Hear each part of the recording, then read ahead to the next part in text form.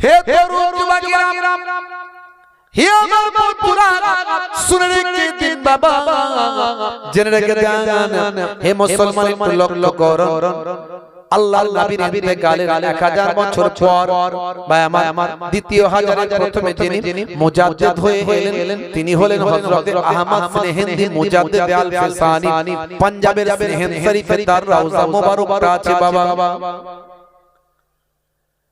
হযরত আহমদ সিরহিন্দি মুজাদ্দিদ আল ফিসানি বাদশা জোর করে আল্লাহর মাহবুব বান্দাকে জেলখানায় ভরে দিয়েছেন। আল্লাহর মাহবুব বান্দা জেলখানায় চলে গিয়েছেন বাবা। এমন সময় দেখতে পাওয়া যায় জেলখানার ভিতরে যখন হযরত মুজাদ্দিদ আল ফিসানি ঢুকেছেন, তার সারা শরীরটা দেখে, চেহারাটা দেখে জেলখানার কয়েদি বন্দীরা অবাক হয়েছে। আহারে, এরকম একজন মানুষ তিনি জেলখানায় এসেছেন, তার চেহারাখানা কত সুন্দর, জুব্বা, হাতে লাঠি, মাথায় পাগড়ি, কি সুন্দর চেহারা দেখে মনে হয় এরকম মানুষ কখনো অপরাধী হতে পারে না। হুজুরকে সালাম দিল, যে সমস্ত মুসলিম জেলখানার কয়েদি বন্দীরা আছেন তারা সালাম দিয়ে বলল, হুজুর বেয়াদবি নেবেন না, একটার কথা জানতে চাই, আপনার মতো মানুষ জেলখানায় কেন এসেছে? আপনার মতো মানুষ জেলখানায় কেন এসেছে? নিশ্চয় আপনাকে জোর করে জেলখানায় ঢোকানো হয়েছে। হ্যাঁ বাবা, আমার সঙ্গে মতাদর্শগত পার্থক্য, বাদশার সঙ্গে আমার বিভেদ, বাদশা আমি বাদশার কথাকে অমান্য করেছি, তাই বাদশা আমাকে জোর করে জেলখানায় ঢুকিয়েছে। হে তরুণ যুবকেরা, সেই জামানার মস্ত বড় মুজাদ্দিদ হযরত মুজাদ্দিদ আল ফিসানি রাহমাতুল্লাহ আলাইহি সেই সময় বলেছিলেন, বাবা আমি জেলখানায় এসেছি মানে এতে আমার কোনো দুঃখ নাই। আমি যদি জেলখানায় না আসতাম তাহলে তোমাদের মতো কয়েক হাজার জেল বন্দীদের সঙ্গে আমি মুজাদ্দিদ আল ফিসানি আমার মুলাকাত হতো না। হে তরুণ যুবকেরা, হে আমার মুরব্বিয়ানেরা, শুনে রেখে দিন বাবা, জেনে রেখে দেন, হযরত মুজাদ্দিদ আল ফিসানি আহমদ সিরহিন্দি হুজুর জেলখানার ভিতরে ঢুকলেন। আমার জেলখানার কয়েদি বন্দীদের সঙ্গে কথা বললেন, তারা মুগ্ধ হয়ে গেল। হুজুরের কথা শুনে তারা আনন্দিত হলো। হুজুর বললেন, বাবা আমি যদি জেলখানায় না আসতাম তাহলে তোমাদের সঙ্গে তো আমার দেখা হতো না। আমার আল্লাহ চেয়েছেন তাই আমি জেলখানার ভিতরে ঢুকেছি বাবা। বাবা ছেলে, শুনে রেখে দাও, তুমি কত বছর জেলখানার ভিতরে আছো? কেউ বলে 5 বছর, কেউ বলে 10 বছর। বাবা তোমরা আর বাইরে বেরো না। বলে হুজুর আমাদের আর খোঁজ খবর নেবার কেউ নাই। হে তরুণ যুবকেরা, আল্লাহর মাহবুব বান্দা তাদের যেখানে কষ্ট দুঃখ, সেই দুঃখটা দূর করার চেষ্টা করলেন। এতে জেলখানার কয়েদি বন্দীদের হৃদয়টা বিগলিত হলো। হুজুর বললেন, বাবা ছেলে, নিশ্চয় তোমাদের ইচ্ছা হয় যদি আমরা বাইরে বের হতে পারতাম, তবে তোমরা শোনো, বাইরে বের হতে পারবে যদি তোমরা আমার কথা শ্রবণ করো। আমার কথা যদি মানো, তোমরা এই জেলখানা থেকে মুক্তি পাবে। যারা 5 বছর 10 বছর ধরে আছে তারা বলে, হুজুর আমরা তো আশা ছেড়ে দিয়েছি, আমাদের যাবজ্জীবন সারা জীবন হয়তো জেলেই থাকতে হবে, হুজুর জেলখানা থেকে বেরোবে কি করে বলছেন? বলে, বাবা আমার কথা শুনলে তোমাদেরকে আমার আল্লাহ জেলখানা থেকে বের করে দেবে। কি করতে হবে হুজুর? হে তরুণ যুবকেরা, হে আমার বন্ধুরা, শুনে রেখে দিন বাবা, জেনে রেখে দেন। সেই সময় আল্লাহর মাহবুব বান্দা হযরত আহমদ সিরহিন্দি মুজাদ্দিদ আল ফিসানি সেই সময় বলেছিলেন, বাবা ছেলে যাও জেলখানার পুকুরে গিয়ে পাক পবিত্র গোসলটা করে আসো বাবা। পাক পবিত্র গোসল মুসলমানের ছেলে সবাই জানে না, কিন্তু পাক পবিত্র গোসল সকলকেই করতে হয়, কিন্তু ফরজ গোসলটা সবাই জানে না। মনে করে পুকুরে গিয়ে ঝাঁপ মেরে উঠে এলাম, কিংবা টয়লেটে গিয়ে বাথরুমে গিয়ে শাওয়ারটা চালিয়ে দিলাম, পাক পবিত্র গোসল হয়ে গেল না। গোসলের ফরজ আছে বাপ, যে কারণে আপনাকে পবিত্র গোসল করতে হয়, এই পাক পবিত্র গোসল সবাইকে করতে হয়। তার জন্য গোসলের বা আমার ফরজ কি সেটা জানতে হবে, গোসলের ফরজ বা আমার মানতে হবে। আচ্ছা বলুন তো দেখি গোসলের ফরজ কটা? যুবকরা বলেন, যুবকরা যারা মাদ্রাসায় পড়ে তারা বললে হবে না, তারা তো বলতে পারবে। যারা মসজিদে যায়, ইমাম সাহেবের কাছে যায়, তারা জানে। ছোটবেলায় এগুলো শিখতে হয়, কারণ ফরজ গোসল সবাইকে করতে হবে। হবে না? হবে না? ফরজ গোসল সবাইকে করতে হয়, কথা ঠিক না ভুল বলেন? যুবকরা বলেন কি ফরজ গোসল, গোসলের ফরজ কটা বলেন? কি জি? কিন্তু ফরজ গোসল সবাইকে করতে হয়। অনেক যুবকেরা জানে না গোসলের ফরজ যদি না জানেন গোসল হবে না। গোসল না হলে ওযু হবে না, ওযু না হলে নামাজ হবে না। কি মনে হচ্ছে? হবে না। গোসলের ফরজ হলো তিনটি। কটা? জোরে বলেন। তিনটি। নামাজ শিক্ষা মোবাইলে একটা ডাউনলোড করবেন, ফ্রি ফায়ার খেলে কোনো উপকার নাই, কোনো লাভ হবে না। দুনিয়াতেও লাভ নাই, কিছু শিখতে পারলেন না, আর মরে গেলেও কোনো কাজ হবে না। যদি মোবাইলটাকে ভালো কাজে ব্যবহার করে দুনিয়াতেও স্যালুট পাবে, আর মরে গেলে ফারিস্তারা স্যালুট করবে। হে তরুণ যুবকেরা, হে আমার বন্ধুরা, শুনে রেখে দিন বাবা, জেনে রেখে দেন। হে মুসলমান একটু লক্ষ্য করো, আল্লাহর মাহবুব বান্দা সেই সময় বললেন, বাবারা তোমরা একটা কাজ করো, আমি যা বলবো তোমরা সেটা শুনবে। যদি তোমরা আমার কথা শোনো তাহলে আমার আল্লাহ রাজি হয়ে যাবেন।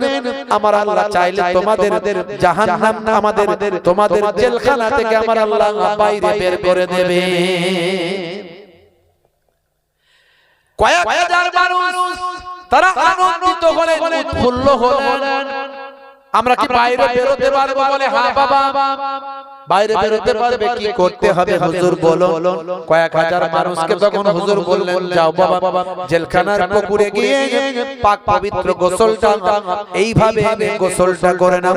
গোসলটা হলো, এবার ওযুটা এইভাবে বানাও।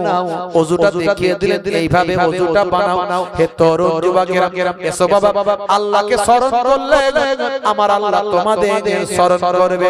আমার আল্লাহ যদি তোমাদের স্মরণ করেন, আমার আল্লাহ তোমাদের বিপদ থেকে রক্ষা করবে। আল্লাহ যদি কাউকে স্মরণ করেন, বিপদ থেকে রক্ষা হবে না? এই যে এসআইআর এর চিন্তা আমাদের আছে না নাই? একবার ভাবুন তো কতটা বিপদের মধ্যে আমরা আছি জানেন? যদি ডি ভোটার করে দেয়, আমার আপনার বাপের ক্ষমতা নেই কিছু করার, করতে পারবো? খালি একটা ভোটার লিস্ট থেকে ডি ভোটার, ডিলিট ভোটার হয়ে যাবে। ডিলিট ভোটার হওয়া মানে আপনি এই দেশের নাগরিক আর রইলেন না বেনাগরিক। সরকার আপনাকে যা খুশি করতে পারে। ডিটেনশন ক্যাম্পে পুলিশ আসবে, আপনি যত টাকা ধনী লোক হন না কেন, যত টাকারই মালিক হন না কেন, পুলিশ ভ্যান আসবে, রাইফেল নিয়ে চারিদিক থেকে ঘিরে ফেলবে। আপনি যতই হইচই করেন, ধরে নিয়ে চলে গিয়ে ডিটেনশন ক্যাম্পে ঢুকিয়ে দেবে। কত সহজ। আপনি ভাবছি কোনো ব্যাপারই নাই। এই এতদিন এনআরসি শুনছেন, তাই এনআরসি হয়ে যাচ্ছে। নামের বানান আর পদবি এই নিয়ে যখন ডিসকাস হচ্ছে, তাহলে তো এনআরসি বলবো এটাকে। এনআরসি কি বাকি রইল? সুকৌশলে এনআরসি হয়ে গেল এটা। বুঝতে পারছেন ভাইরা আমার, তরুণ যুবকেরা আমার, এখন একমাত্র বাঁচাতে পারেন আল্লাহ। আর আমাদের ঐক্যবদ্ধ থাকতে হবে, একে অপরের পাশে দাঁড়াতে হবে। প্রয়োজন হলে গণতান্ত্রিক পদ্ধতিতে আবার রাস্তায় নামতে হবে, আবার আন্দোলন করতে হবে। সেইভাবে আমাদের প্রস্তুত থাকতে হবে সব দিক থেকে। হে তরুণ যুবকেরা, হে আমার বন্ধুরা, তবে আল্লাহর পথে থাকলে আল্লাহ হেফাজত করবেন। কোন দিকের খেলা কোন দিকে ঘুরিয়ে দিবেন আপনি জানেন না। আল্লাহ বলছেন বান্দারে, হে দুনিয়ার মানুষেরা তোমরা যতই কৌশল করো, পৃথিবীতে কত বড় বড় মস্তান এলো আর গেল, কত বড় বড় লিডার নেতা এলো আর গেল, তারা আল্লাহর সঙ্গে চ্যালেঞ্জ করেছে, আল্লাহর সঙ্গে মারপিট করার চেষ্টা করেছে, আল্লাহকে তীর মারার চেষ্টা করেছে, নমরুদ ধ্বংস হয়ে গেছে। আমার আল্লাহ কুদরতের কাছে তারা সব বিলীন হয়ে গেছে। নমরুদকে একটা খোঁড়া মশা দিয়ে আমার আল্লাহ ধ্বংস করেছে। আর ফেরাউনকে নীল দরিয়ায় ডুবিয়ে মেরেছে। কি আমার আল্লাহ ইচ্ছা করলে কি না পারে। বুঝতে পারছো? ভয় পাওয়ার কোনো কারণ নাই, চিন্তা করার কোনো কারণ নাই। যারা কুয়া খুলবে তারাই কুয়ায় পড়বে। দেখছেন না ক্যা ক্যা ক্যা ক্যা চলছে? হ্যাঁ ক্যা ক্যা শুনতে না কিনা শুনেন জানেন মনে হয়। কি জি ক্যা নিয়ে হাইকোর্টে মামলা হলো, হাইকোর্ট রিজেক্ট করলো, সুপ্রিম কোর্টে মামলা হলো, সুপ্রিম কোর্ট রিজেক্ট করলো। যারা বেশি লাফালাফি করছিল, হ্যাঁ ভাইরা আমার, আমরা কেউ বিপদে পড়ুক এটা চাই না। কেউ বিপদে পড়লে আমরা খুশি নয়, কিন্তু আমরা বিপদে পড়লে যারা খুশি, কুয়া খুঁড়েছে সেই কুয়াতে তারাই পড়েছে। হে তরুণ যুবকেরা, হে আমার বন্ধুরা, শুনে রেখে দিন বাবা, জেনে রেখে দেন।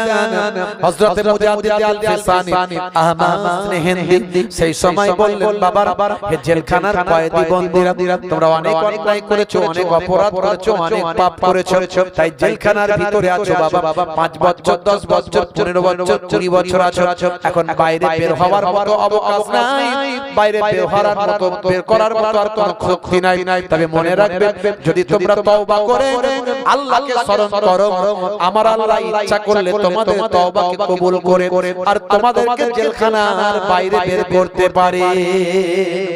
যাও বাবা, জেলখানার পুকুরে গিয়ে ওযুটা করে নাও, গোসলটা করে নাও, পাক পবিত্র ওযুটা করো, পাক পবিত্র গোসলটা করো। যাও বাবা, এসো আল্লাহকে স্মরণ করি, এসো বাবা। যাও বাবা, জেলখানার ভিতরে জোহরের সময় জোহরের আযানটা দাও। জোহরের আযানটা দেওয়া হলো, ভাই আমার হুজুর জামাতে নামাজটা আদা করলেন।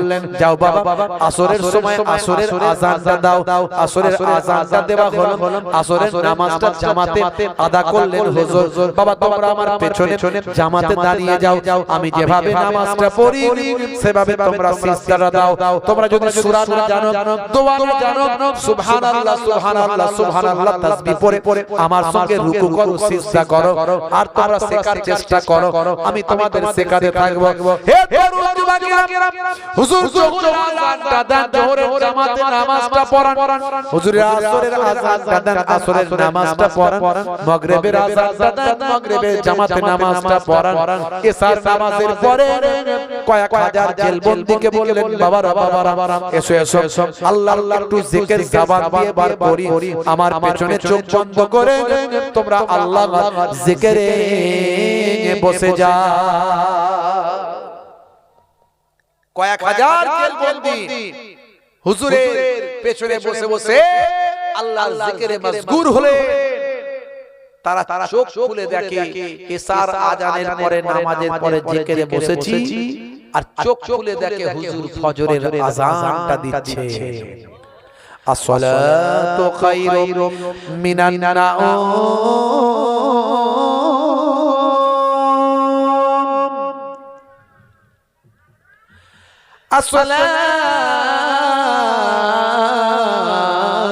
আসসালাতু খায়রুম মিনান নাওম।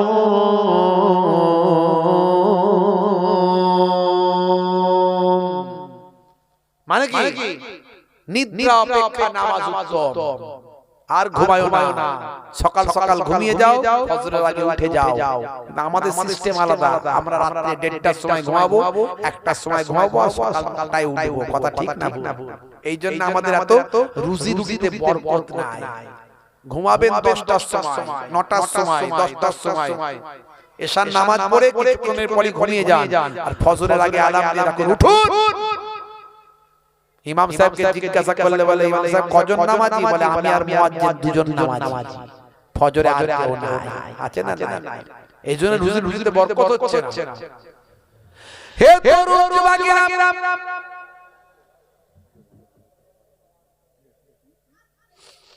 হে আমার বন্ধুরা শুনে রেখে দিন বাবা, জেনে রেখে দেন। এমন সময় দেখতে পাওয়া যায় হযরতে মুজাদ্দিদ আল ফিসানি দিনের পর দিন রাতের পর রাত বাবা এইভাবে জিকিরের মধ্যে কাটাতে থাকেন। কয়েক হাজার জেলবন্দি সারা রাত আল্লাহর জিকিরে মশগুল থাকে। এশার নামাজের পরে তারা জিকিরটা শুরু করে আর ফজর পর্যন্ত কেটে যায়। জেলখানার ভিতরে আল্লাহ আল্লাহ জিকিরের শব্দে মশগুল হয়ে যায়, কালেমার শব্দে মশগুল হয়ে যায়। জেলখানার পুলিশ দারোগা, জেলখানার জেলার থেকে তাদের ঘুমের বড় ব্যাঘাত হয়। হে তরুণ যুবকেরা, জেলখানার কয়েদি তারা আল্লাহর জিকিরে মশগুল হয়ে যায়। জেলার সাহেব বাদশার কাছে গিয়ে বলে, বাদশা জাপানা, কাকে আপনি জেলখানায় নিয়ে এসেছেন? যাকে জেলখানায় আনার পর থেকে জেলখানার কয়েক হাজার জেলবন্দি তারা নামাজি আল্লাহওয়ালা হয়েছে। পাঁচ ওয়াক্ত নামাজ পড়ছে আর রাতের পর রাত আল্লাহ জিকিরে তারা মশগুল হয়েছে। যাদের ইবাদতের জিকিরের আওয়াজে আমাদের পুলিশ কর্মীরা আর ঘুম হয় না। রাজা মশাই, মহারাজ, সম্রাট ভাই আমার কিছু বললেন না, শুনলেন শুধু। হে তরুণ যুবকেরা, একদিন বাদশা আরামের বিছানায় ঘুমিয়ে আছে। হঠাৎ করে দেখছে ঘরটায় একজন নূরওয়ালা মানুষ ঘরেতে প্রবেশ করেছে। সেই ঘরটা নূর আর নূর, আলো আর আলো হয়ে গিয়েছে বাবা। হে তরুণ যুবকেরা, ঘরটা নূর আর নূর, আলো আর আলো হয়ে গিয়েছে। এমন সময় ভাই আমার তিনি জিজ্ঞাসা করলেন, মানতা আপনি কে হুয়ারি, আপনি কে, আপনার পরিচয়টা কি? সেই সময় দেখা যায় ওই নূরওয়ালা মানুষটি বলছেন, বাবা বাদশা আমাকে চেনো না, বাবা বাদশা আমাকে জানো না, বাবা বাদশা আমাকে চিনতে পারলেন না, আমি তো হলাম আখেরি জামানার পয়গম্বর। বাদশা তখন, হে তরুণ যুবকেরা, দয়ার নবীকে পেয়ে আল্লাহর নবীর সঙ্গে মুসাফা কদমবুসি করতে যায়। আল্লাহর নবী বললেন, বাবা বাদশা, আমি তোমার কাছে এসেছি মুসাফা কদমবুসি নেওয়ার জন্য নয়, মুলাকাত করার জন্য নয়। আমি তোমার কাছে জানতে এসেছি আমার মুজাদ্দিদুজ জামানকে আর কতদিন জেলখানার ভিতরে তুমি ভরে রাখবে। হে তরুণ যুবকেরা, বাদশা কই গেলেন? সেই সময় বাদশার সহ্য করতে না পেরে বলে, হুজুর আমি রাতের বেলা যাচ্ছি, আপনার মুজাদ্দিদুজ জামানকে জেলখানা থেকে বের করব। সেই সময় দেখতে পাওয়া যায় দয়ার নবী কোথায় গায়েব হয়ে গেলেন আর অদৃশ্য হয়ে গেলেন। বাদশা ঠিক থাকতে না পেরে ভাই আমার চোখ ভরা পানি ভরা বেদনা নিয়ে এই রাতের অন্ধকারে জেলখানার ভিতরে চলে গেলেন। জেলারকে বললেন, দরজাখানা খুলে দাও বাবা, দরজাখানা খুলে দাও। জেলখানার ভিতরে গিয়ে দেখেন হযরতে মুজাদ্দিদ আল ফিসানি, আহমদ মেহেন্দি মুজাদ্দিদ আল ফিসানি পাঞ্জাবের সেহেন শরীফে যার রওজা মোবারক আছে, কয়েক হাজার জেলবন্দীদের নিয়ে রাতের বেলা আল্লাহর ইবাদতে মশগুল আছে। সংক্ষেপ করছি বাবা, রাত অনেক হয়েছে, একটুকু বলে শেষ করে দিই। পেছনে বসে বললেন বাদশা, হুজুরে বলার ক্ষমতা হলো না, কথা বলতে পারলেন না, পেছনে বসে গেলেন। সারা রাত কেটে গেল, ফজর হয়ে গেল, হুজুর আযান দিলেন, নামাজ পড়লেন, নামাজের পরে কিছু মাসলা মাসাইলের তালিম দিলেন, নামাজ রোজা দিন ধর্মের তালিম দিচ্ছেন। এমন সময় বাদশা আস্তে আস্তে গিয়ে বলে, হুজুর বিয়াদবি নেবেন না, গুস্তাখি maaf করবেন, আমি বাদশা আপনার সামনে এসে হাজির। কি ব্যাপার বাদশা, জেলখানাতে এসেছেন, কি ব্যাপার? হুজুর বিয়াদবি নেবেন না, ওয়াল্লাহর মাহবুব বান্দা, ওয়াল্লাহর ওলি বান্দা, আপনি জেলখানা থেকে বেরিয়ে চলুন। আপনাকে জেলখানা থেকে বের করার জন্য পৃথিবীর কোন রাজা বাদশা আসেননি, পৃথিবীর কোন নেতা মন্ত্রী আসেননি। আপনাকে জেলখানা থেকে বের করার জন্য দো জাহানের বাদশা রাহমাতুল লিল আলামিন হাবিবুল্লাহ আখিরি জামানার পয়গম্বর জনাবে মুহাম্মদ মুস্তাফা সাল্লাল্লাহু আলাইহি ওয়াসাল্লাম জেলখানার দরজার সামনে এসেছিলেন। এসেছিলেন হুজুর আপনি জানেন না আমার বাড়িতে এসে হাজির হয়েছেন আমার বাড়িতে আল্লাহর নবী এসে আমাকে প্রশ্ন করেছেন আর কতদিন আপনাকে জেলখানায় ভরে রাখবো হুজুর আমি সহ্য করতে পারি না রাতের অন্ধকারে ছুটে ছুটে এসে আপনার পেছনে বসে গিয়েছি আপনি যদি জেলখানা থেকে বের হয়ে না চলেন আমার দিন দুনিয়া সব বরবাদ হয়ে যাবে আল্লাহর মাহবুব বান্দা মুজাদ্দিদ আল ফিসানি চোখ ভরা পানি নিয়ে বলতে শুরু করলেন আহারে আমরা আমাদের নবীকে ভুলে গেছি কিন্তু আমাদের নবী আমাদের ভোলেন না ও বাবা আমার নবী যখন এসেছে আমি জেলখানা থেকে বেরিয়ে যাব কিন্তু যাবার আগে আপনার কাছে আমার একটা কথা বলে কি কথা হুজুর এই যে কয়েক হাজার জেল বন্দীদের আপনি দেখছেন বাবা বাদশা আপনার কেউ চুরি করেছিল কেউ ছিনতাই কেউ লেঠিয়ালি কেউ মার্ডার কেউ লেঠিয়ালি কোনো অন্যায় কেউ জেনা ব্যভিচার অত্যাচার পাপাচারে লিপ্ত হয়ে তারা জেলখানায় এসেছে শুনে রেখে দেন আপনার শাসন ব্যবস্থার মাধ্যমে এদের অন্তরের পরিবর্তন না হলেও বর্তমানে এদের মাঝখানে এদের অন্তরে যে কালেমার আলো জ্বলে গিয়েছে শুনে রেখে দেন বাদশা ও বাদশা জাহাপনা এই সমস্ত কয়েক হাজার জেল বন্দীরা এখন নবী প্রেমিক আল্লাহ প্রেমিক এদের অন্তরে এখন কালেমার আলো জ্বলেছে চোর বলেছে আর চুরি করবে না খুনি বলেছে আর খুন করবে না অপরাধ বলেছে অপরাধী করবে না এদের অন্তরে এখন কালেমার নূর জ্বলে গেছে এরা এক একজন সাধারণ মানুষ নয় এক একজন আল্লাহর ওলি বান্দা হয়ে গিয়েছে ও বাদশা শুনে রেখে দেন আমি যদি জেলখানা থেকে বের হয় এই কয়েক হাজার জেল বন্দীকে সাথে নিয়ে আমি বের হব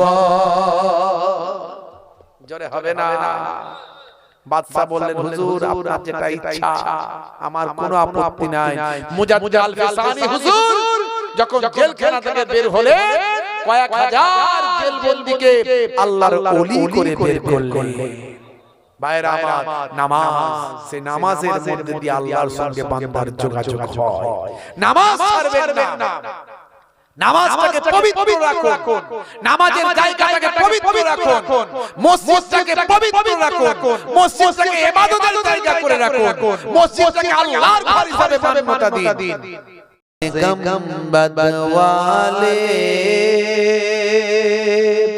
मंजूर दुआ करना ऐसा से गम्बद वाले मंजूर दुआ करना जब वक्त नज़र आए आका दीदार आता करना मैं कब्र अंधेरी में घबराऊंगा जब तन्हा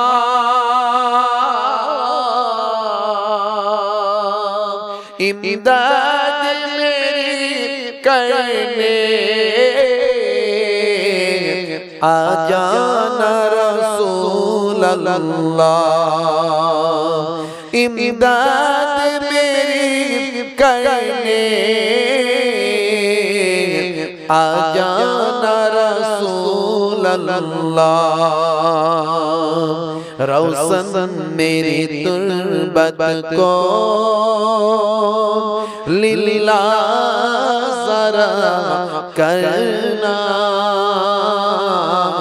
जब वक्त नज़र आए आका दीदार आता करना जब वक्त नज़र आए आका दीदार आता करना अल्लाहुम्मा सल्ली अला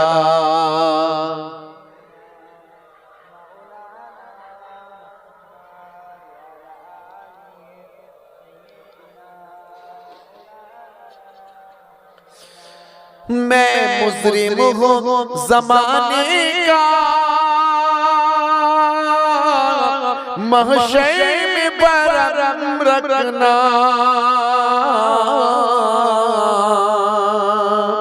मैं मुजरिम हूँ ज़माने का, महशर में बरम रखना, रुसवाई ज़माना हो कमली में छुपा लेना, रुसवाई ज़माना हो दोज़ख से बचा लेना, मंजूर दुआ मेरी मकबूल खुदा करना, जब वक्त नज़र आए आका दीदार अता करना, मैं कब्र अंधेरी में घबराऊंगा जब तन्हा, इमदाद मेरी करने आ जाना रसूल अल्लाह, इमदाद मेरी करने आ जाना रसूल अल्लाह, अल्लाहुम्मा सल्ली अला, अल्लाहुम्मा सल्ली अला,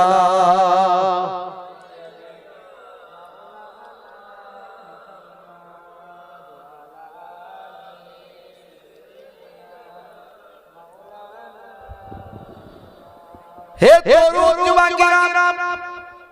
আমার বন্ধুরা শুনলে কি দিন বাবা জেনে রেখে দেন, হে দুনিয়ার মানুষ শোনো, কিতাবের মধ্যে দেখতে পাওয়া যায় ইনদা যিকরি সুলাহাই তানজিলুর রহমান, যেখানে আল্লাহর সালেহীনদের কথা আলোচনা করা হয়, মাহবুব বান্দাদের কথা আলোচনা করা হয়, আল্লাহর জাকির বান্দাদের কথা আলোচনা করা হয়, আল্লাহ ওয়ালা মানুষদের কথা আলোচনা করা হয়। হে তরুণ যুবকেরা শুনে রেখে দিন বাবা, সেই জায়গায় আমার আল্লাহ তাআলা রহমত নাজিল হয়, জোরে হবে না? আজকে সেই রহমতি মাহফিল, এই গ্রামের উপর আল্লাহ রহমত নাজিল করছেন এখানে, সেই রহমতি মাহফিলে এসে সকলে বসুন।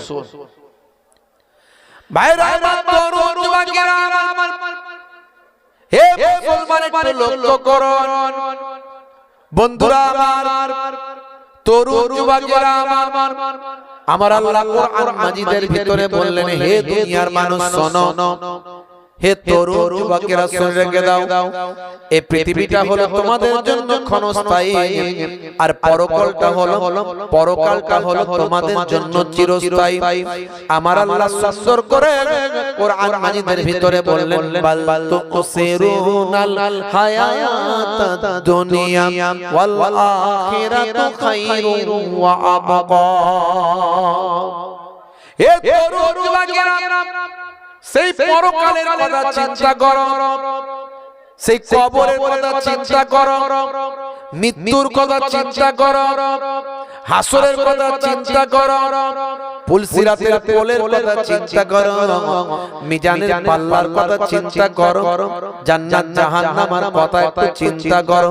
হে তরুণ যুবকেরা, হে আমার মুরব্বিয়ানেরা, যেদিন কিয়ামতের দিনে বাপ ছেলেকে চিনতে পারবে না, ছেলে বাপকে চিনতে পারবে না, মা মেয়েকে চিনতে পারবে না, মেয়ে মাকে চিনতে পারবে না, সামান্য নেকির জন্য ছোটাছুটি শুরু করবে, সেদিন কেবলমাত্র আমার আপনার নবী আমার আপনার জন্য একমাত্র সুপারিশকারী হবে। সেই নবী পাকের আলোচনা আমরা শুনতে বসেছি, আমাদের জীবনটাকে সেই রাসূলের আদর্শে গড়তে হবে, জীবনটাকে রাসূলের আদর্শে আদর্শবান করতে হবে। বাপজি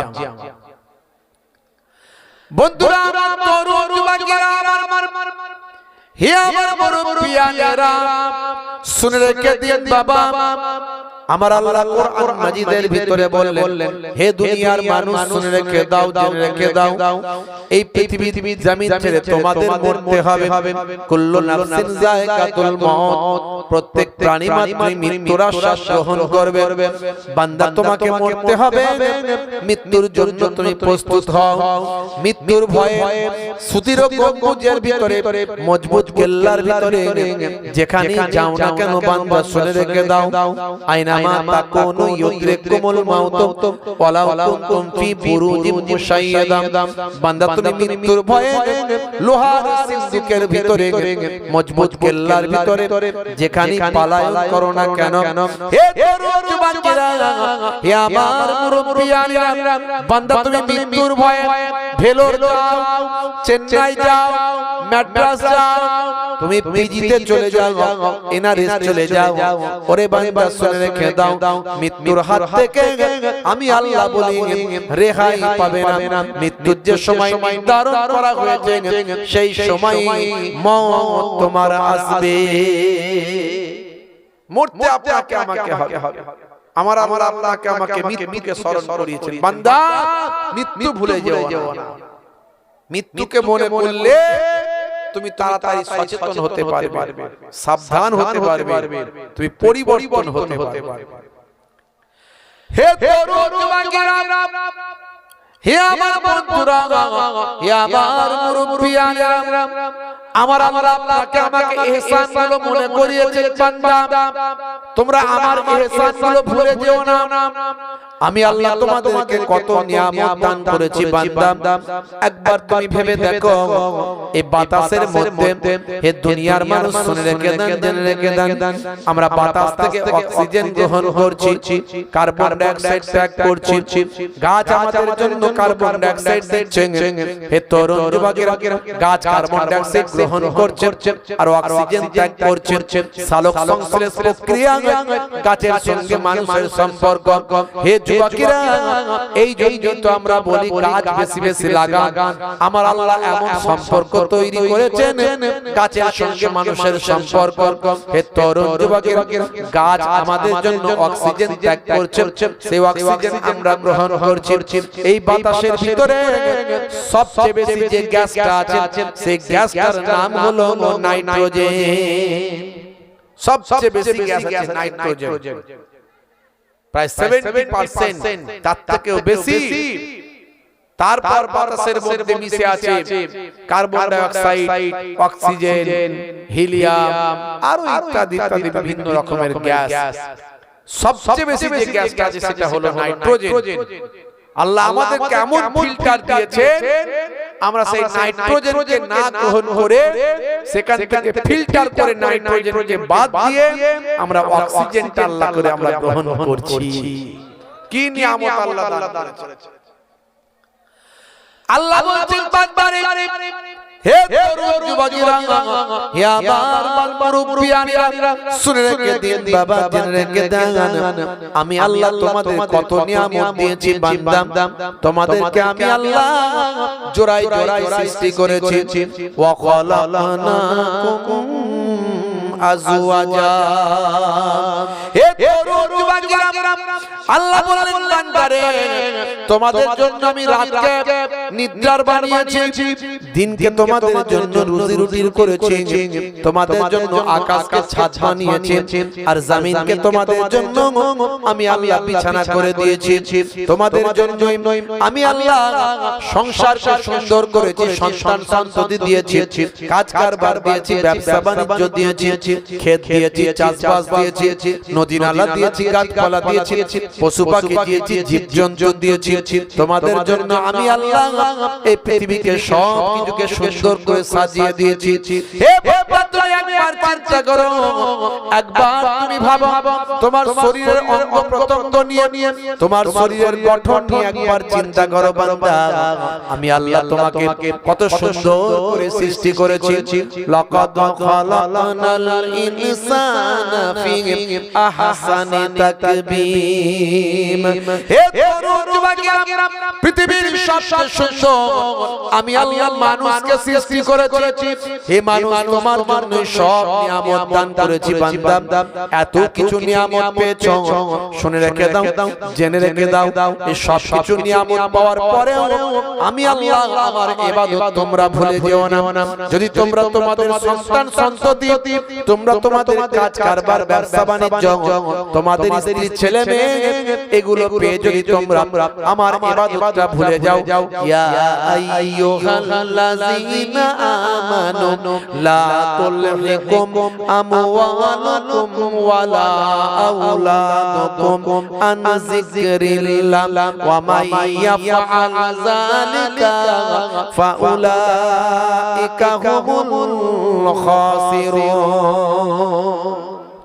এত নিয়ামত যদি তোমরা আমি আল্লাহ আমার ইবাদতটা ভুলে যাও, তোমরা তোমাদের মাল মাতা সন্তান সন্ততি তোমাদের কাজ কারবার এই সব কিছু পেয়ে যদি আমি আল্লাহ আমার ইবাদত ভুলে যাও, তাহলে আমি আল্লাহ বলছি তোমরা ধ্বংসপ্রাপ্ত হবে, তোমরা ক্ষতিগ্রস্ত হবে, তোমরা বিপদগ্রস্ত হবে।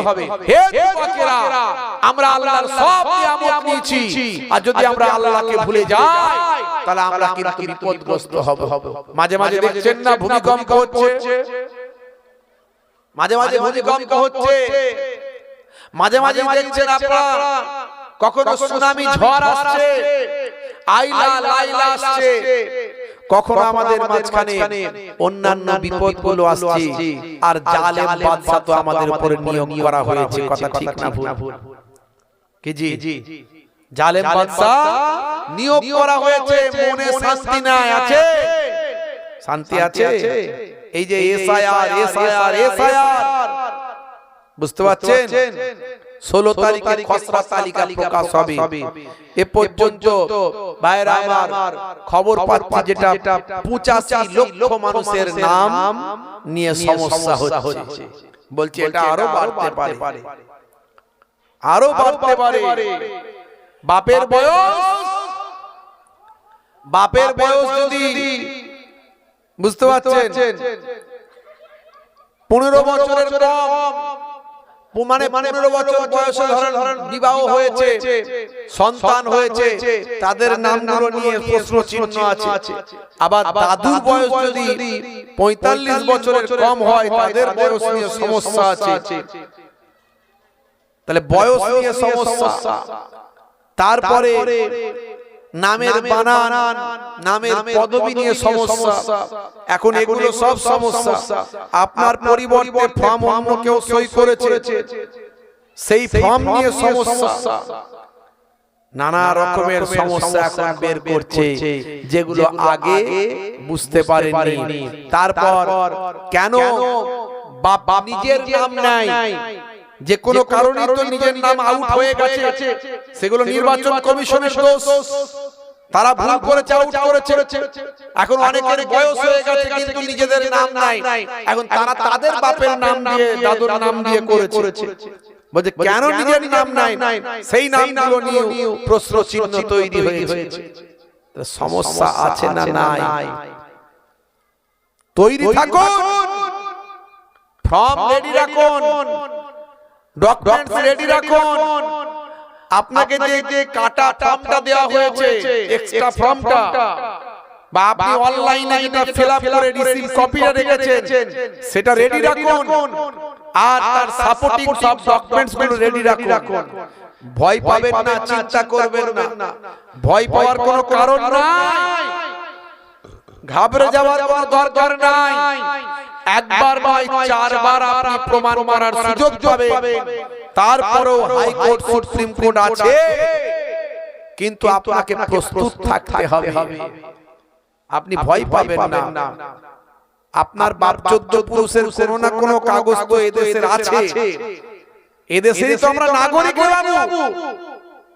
আপনার নাম নিয়ে সমস্যা হচ্ছে, আপনার চাচার নাম, চাচা ভাইয়ের নাম তো ঠিক আছে, তাদের ডকুমেন্টস গুলো রেডি রাখুন, এটা আমার চাচা ভাই হয়, প্রমাণ করতে পারলেই হবে।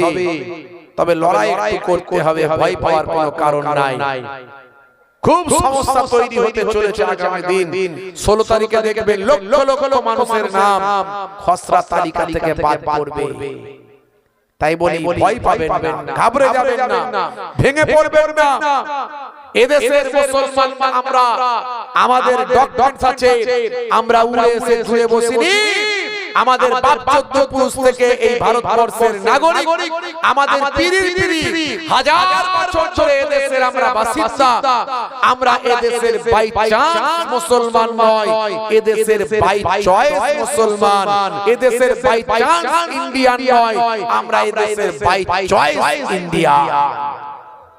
অর্থাৎ ভয় পাওয়ার কোনো কারণ নাই, চিন্তা করার কোনো কারণ নাই। ছোটখাটো কারণে নামগুলোকে প্রশ্ন চিহ্ন করা হচ্ছে, যতটুকু আমরা জানতে পারছি। বিএলওরা সব ঘাবড়ে যাচ্ছে, আপনারা দেখেছেন তারা নিজেরা বিবৃতি দিচ্ছে যে আবার প্রথম নতুন করে রিচেকিং এর জন্য পাঠানো হয়েছে। প্রত্যেকটা বুথে বুথে 100 200 300 করে আবার রিচেকিং এর জন্য ফর্মগুলোকে ফেরত দেওয়া হয়েছে। আবার সেই ফর্মকে রিচেকিং করে আবার পাঠাতে হবে, মানে প্রশ্ন চিহ্ন চলে এসেছে। তার মানে হিয়ারিং এ প্রচুর মানুষকে ডাকা হবে। তাই বলবো ভয় পাবেন না। অর্থাৎ এত ভোটের রাজনীতি চলছে, এগুলো ভোটের রাজনীতি চলছে। আমরা আমাদের সঠিক তথ্যগুলো প্রমাণ করব ইনশাআল্লাহ। আর সবচেয়ে শেষে আছে আমাদের লড়াই, গণতান্ত্রিক পদ্ধতিতে আমাদের লড়াই। প্রয়োজন হলে ময়দানে নামতে হবে, বলুন ইনশাআল্লাহ। রাজি আছেন তো নাকি? হাত তুলে দেখান ইনশাআল্লাহ। এটা আমাদের নাগরিকত্বের লড়াই। মনে রাখবেন আমাদের পরিচয়ের লড়াই, আমাদের দেশে নাগরিক টিকে থাকার লড়াই। এই লড়াই প্রয়োজন হলে যদি ঈমানদারি হালতে আমরা জীবন দিতে পারি, যদি আমাদের জীবন চলে যায় এই লড়াইয়ে, আমরা হব শহীদ। কারণ দেশের জন্য, ঈমানের জন্য, অন্যায়ের বিরুদ্ধে মুসলমান মনে রাখবেন, যখন আল্লাহকে সন্তুষ্ট করার জন্য, অন্যায়ের বিরুদ্ধে, দেশের জন্য, গণতন্ত্রকে টিকিয়ে রাখার জন্য যদি আমাদের জীবন যায়, আমরা হব শহীদ আর বাঁচলে হব গাজী।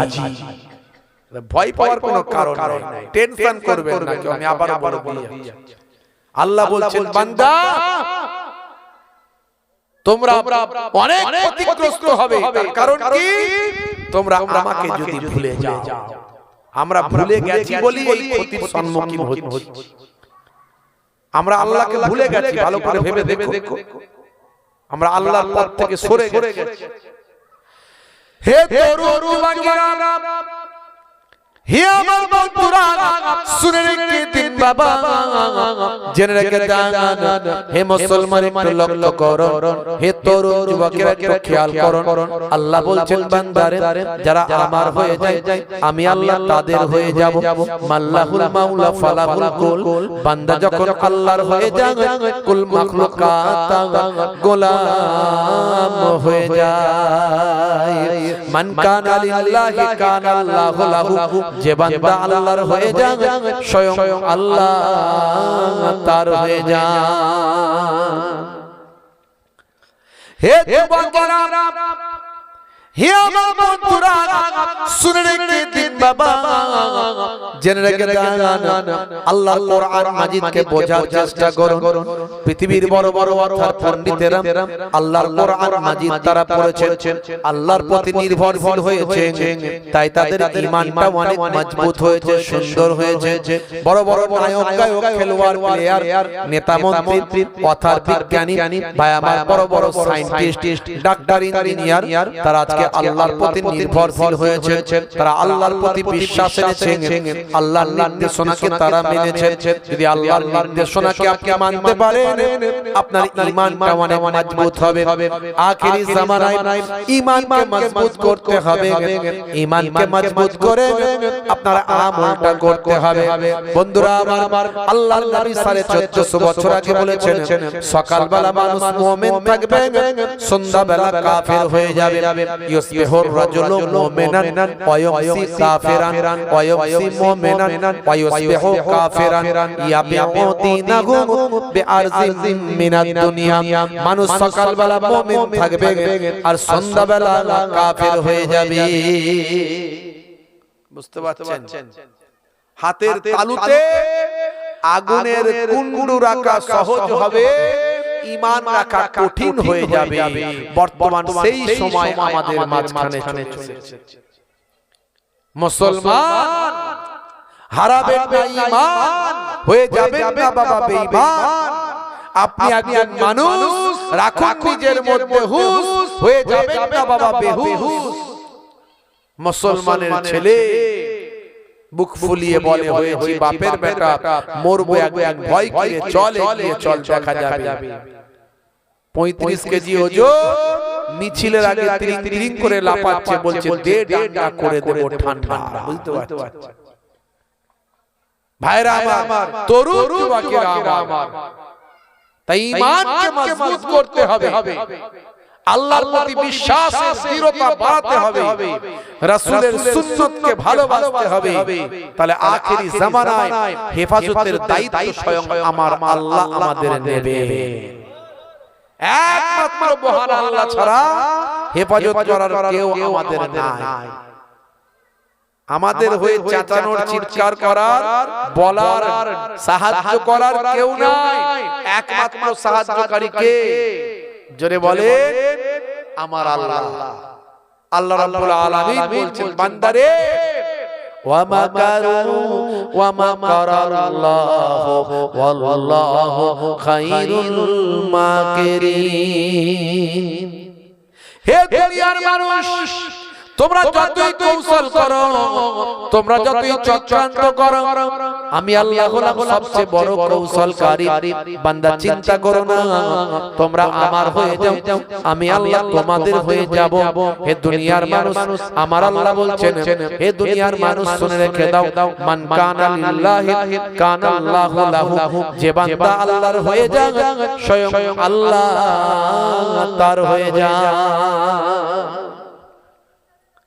তোমার বুকে রাখো আল্লাহরই ভয়, আসবে না কোনো দিন কোনো পরাজয়, আসবে না কোনো দিন কোনো পরাজয়।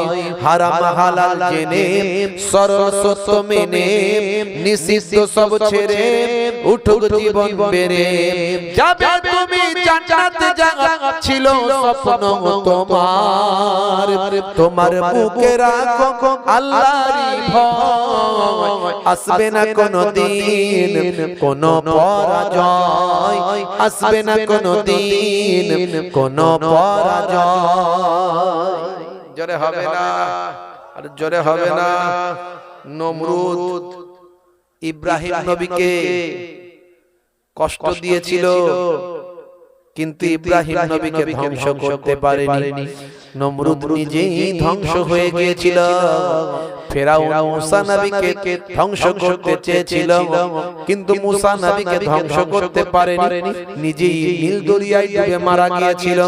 হে তরুণ যুবকেরা, হে আমার মুরব্বিয়ানেরা, পৃথিবীর বড় বড় জালেম মস্তানেরা, তারা ভালো মানুষদের ধ্বংস করার চেষ্টা করে, কিন্তু পরক্ষণে নিজেরা ধ্বংসাত্মক জায়গায় নিজেরাই ধ্বংসপ্রাপ্ত হয়। তাই আল্লাহ বলছেন বান্দারে, তোরা আমার হয়ে যা, আমি আল্লাহ তোদের হয়ে যাব। পৃথিবীর মানুষ যতই কৌশল করুক, আমি আল্লাহর কৌশল সবচেয়ে বড়। তাহলে আমাদের কি করণীয়? আমরা আল্লাহর হতে হবে। সব কিছু ভুলে বর্তমান সময় আমাদের আল্লাহর হতে হবে, আল্লাহর নেক বান্দা হতে হবে, আল্লাহর নির্দেশনাকে মানতে হবে।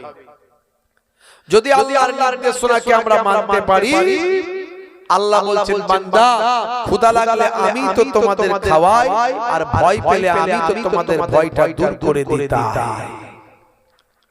فَلْيَعْبُدُوا رَبَّ هَذَا الْبَيْتِ الَّذِي أَطْعَمَهُم مِّن جُوعٍ وَآمَنَهُم مِّنْ خَوْفٍ। ক্ষুধা লাগলে আল্লাহ বলছেন আমি তোমাদের খাওয়াই। বুঝতে পারছো? একজন বলছে হুজুর ক্ষুধা লাগলে বউ খাওয়াই, সর্বনাশ করেছে। বউ খাওয়ায় মানে বলে বই তো রান্না করে দেয় না, রান্না করে দেয় কিন্তু গলায় যদি ক্যান্সার হয়, খাদ্যনালীতে যদি টিউমার হয় আর পেটে যদি আলসার হয়, বউ খাবার তৈরি করে দিলে পেটে যাবে ভাই? যে না, চা যাবে না। তার মানে আল্লাহ বলছেন ক্ষুধা লাগলে আমি খাওয়াই, আর খাবারটা পেট পর্যন্ত গিয়ে হজম করানোর মালিক আমি আল্লাহ। বুঝতে পারছো? তোমরা আমার হয়ে যাও, আমি আল্লাহ তোমাদের হয়ে যাও। হে তরুণ যুবকেরা, হে আমার বন্ধুরা, শুনে রেখে দিন বাবা, জেনে রেখে দেন, হে দুনিয়ার মানুষ শোনো, এর জন্য আমার আল্লাহ বলছেন, হে দুনিয়ার মানুষ শুনে রেখে দাও, হে আমার হাবিব, হে আমার হাবিব, আপনি ওয়াজ করতে থাকুন, আপনি ওয়াজ করতে থাকুন, ফাযাকির ফাইন্না যিকরা তানফাউল মুমিনিন। হে আমার হাবিব, আপনি ওয়াজ করতে থাকুন, আপনার ওয়াজটা ঈমানদারদের উপকারে লাগবে। ভাইরা আমার, হেদায়েত সবাই হবে না, ওয়াজ শুনলে যে হেদায়েত হবে এমনটা সবাই হবে না। আমার আল্লাহ যাকে হেদায়েত প্রাপ্ত করেন তিনি কেবল হেদায়েত প্রাপ্ত হন। ততক্ষণ পর্যন্ত ওই ব্যক্তি, ওই জাতিকে, ওই সম্প্রদায়কে আমার আল্লাহ হেদায়েত দেন না, যতক্ষণ না সেই ব্যক্তি হেদায়েত হবার চেষ্টা না করে। আজ থেকে প্রতিজ্ঞা করুন, আমরা এখান থেকে হেদায়েত প্রাপ্ত হব, আমরা হেদায়েত প্রাপ্ত হব। আমরা যদি হেদায়েত প্রাপ্ত হয়ে যাই তবেই তো আমার আল্লাহ রাজি হয়ে যাবেন, আমাদের উপর খুশি হয়ে যাবেন। আমরা আমাদের অবস্থান নিয়ে সন্তুষ্ট নয়। কথা ঠিক না ভুল বলেন? একজন রিকশাওয়ালা মনে করে আমি যদি ওই বড় বাড়িটার মালিক হতে পারতাম, ওই বড় বাড়িটার মালিক হতে পারতাম। আল্লাহ কাকে কিভাবে রাখতে হবে সবই তো আল্লাহ জানেন। এই জন্য আল্লাহ বলেন, বান্দা তোরা আমার কাছে চা, আমি আল্লাহ তোদের দেব। তোরা যখন সেই পানেওয়ালা উপযুক্ত হবে, আমি আল্লাহ তোদের নিশ্চয় পাইয়ে দেব। তোরা আমার কাছে চা, আমি আল্লাহ তোদের দেব। একজন রিকশা ভ্যান চালানোওয়ালা মানুষ মনে করতে পারে, একজন গরিব মানুষ মনে করতে পারে আমি যদি অট্টালিকার মালিক হতাম, আমার আল্লাহ তাকে কাউকে গরিব করেছেন, কাউকে ধনী করেছেন। যাকে যেটা করা দরকার আল্লাহ করেছেন। আল্লাহর কাছে চাইলে আল্লাহ আপনাকে আবার ধন দৌলতের মালিক করতে পারেন। কত ধনী মানুষকে আমি আমার জীবনে দেখেছি গরিব হয়ে গেছে, আবার কত গরিব মানুষকে আমি আমার জীবনে দেখেছি আল্লাহ কোটি কোটি টাকার মালিক বানিয়ে দিয়েছে। আল্লাহই পারে কাকে কোন হালতে রাখতে। হে তরুণ যুবকেরা, হে আমার বন্ধুরা, শুনে রেখে দিন বাবা, জেনে রেখে দেন, একমাত্র মালিক হলেন আমার আল্লাহ। আল্লাহ তাআলা একমাত্র আপনাকে আমাকে বদলাতে পারেন, পাল্টাতে পারেন। আল্লাহ তাআলা আমার আপনার ভাগ্যকে বদলে দিতে পারেন, আমাকে আপনাকে চেঞ্জ করতে পারেন। হে তরুণ যুবকেরা, আমরা যদি কোনো রকমের পরিবর্তন হয়ে যাই সেটা আমাদের জন্য ঠিক নয়। আমার আল্লাহ যখন আপনাকে আমাকে পরিবর্তন করবেন তবেই সেটাই ঠিক। কারণ আমার আল্লাহ আপনাকে আমাকে জানেন কোন পজিশনে রাখতে হবে, কাকে কোন অবস্থানে রাখতে হবে। সেই অবস্থান থেকে যদি পাল্টে দেওয়া হয় তাহলে পরিবেশটা নষ্ট হয়ে যাবে। একটা ছোট উদাহরণ দিলে বুঝতে পারবেন। হে তরুণ যুবকেরা, হে আমার মুরব্বিয়ানেরা, হযরতে মুসা কালিমুল্লাহ রাস্তা দিয়ে হেঁটে হেঁটে যাচ্ছেন বাবা। একজন অসহায় দুর্বল গরিব মানুষ, ভাই আমার, যার শরীরের পোশাক, ভাই আমার শরীরের পোশাকটা তেমন নাই।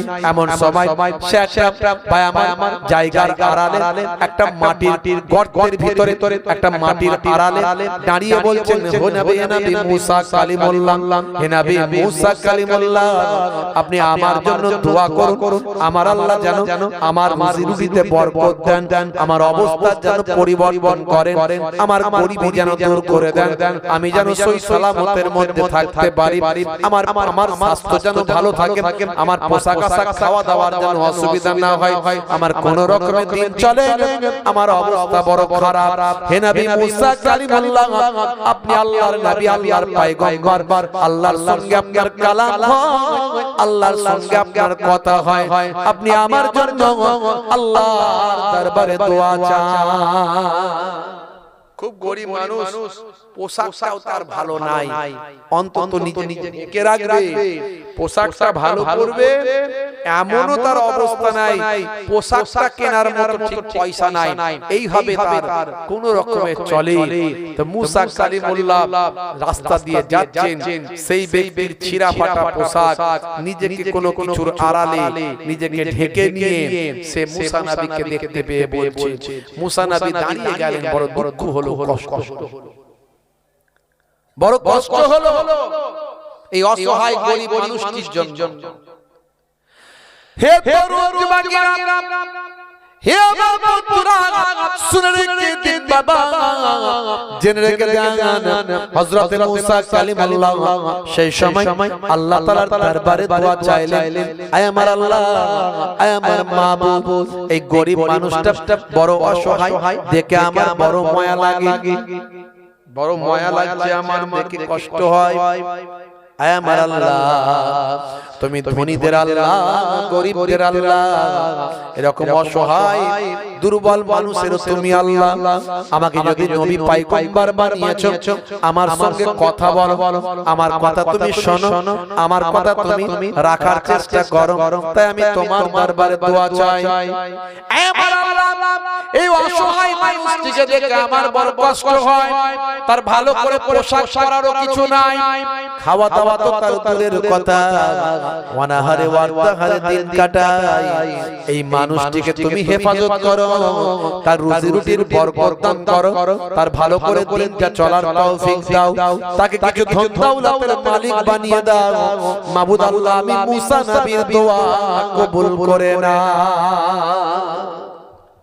মুসা নবী এই দোয়া করে সেখান থেকে চলে গেলেন, সেখান থেকে চলে গেলেন।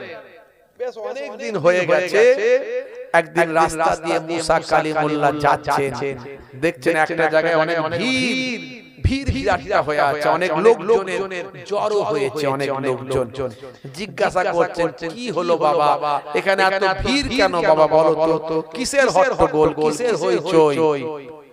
বলে হুজুর কি বলবো, আপনি জানেন মনে হয় সেই গরিব মানুষটা, সেই অসহায় মানুষটা, যার পোশাক কেনারও পয়সা ছিল না, যে ছেঁড়া ফাটা পোশাকের পরে সে মানুষের কাছ থেকে চোখের আড়ালে লুকিয়ে থাকতো, লোকের রাস্তায় লোক এলে নিজেকে কোনো কিছুর আড়ালে ঢেকে রাখতো। এই রকম গরিব অসহায় দুর্বল মানুষটির ঘটনা আপনি জানেন? বলে কি হয়েছে বলো না রে বাবু, সমস্যাটা কি?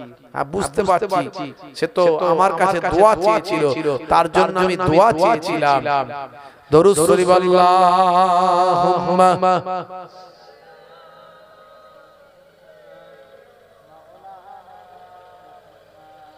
وعلى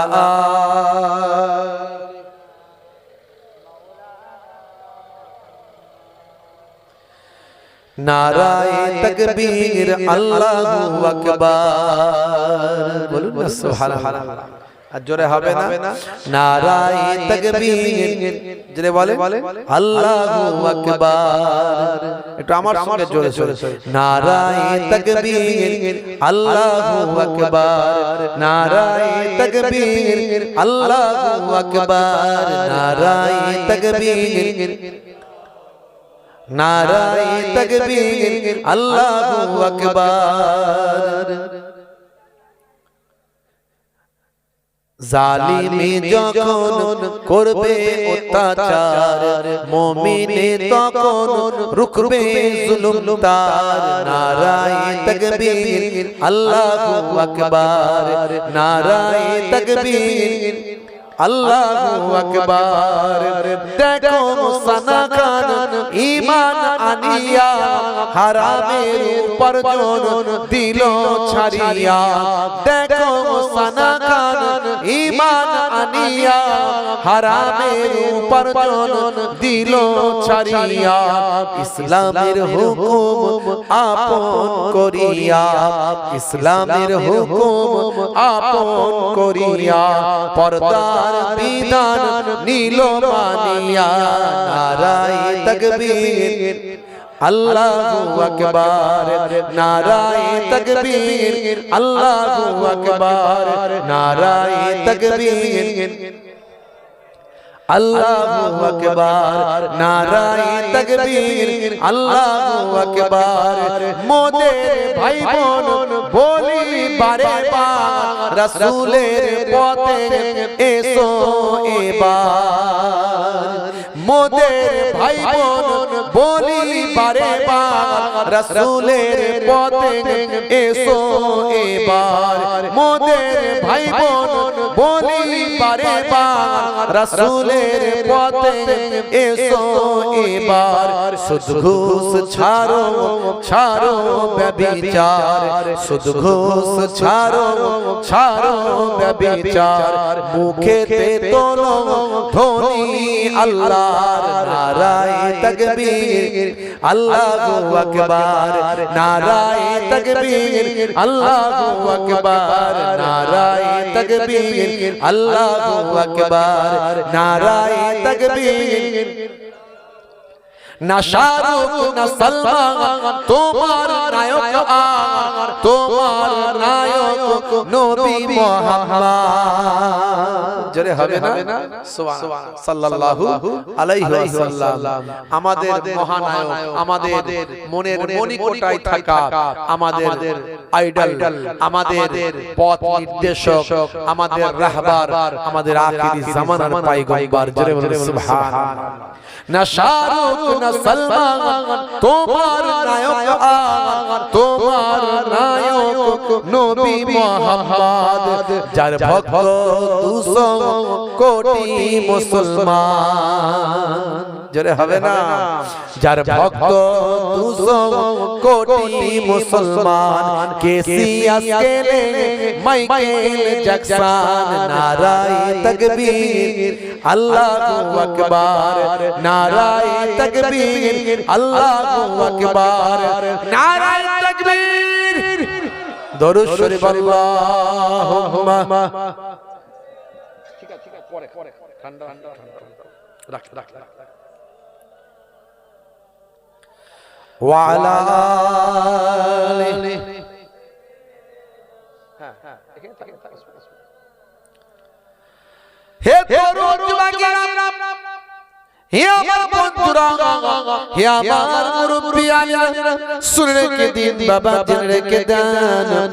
হযরত মুসা কালিমুল্লাহ এমন সময় জিজ্ঞাসা করলেন, বাবা কিসের ভিড় বাবা, কিসের হইচই, এত লোকজন জড়ো হয়েছে, কারণটা কি?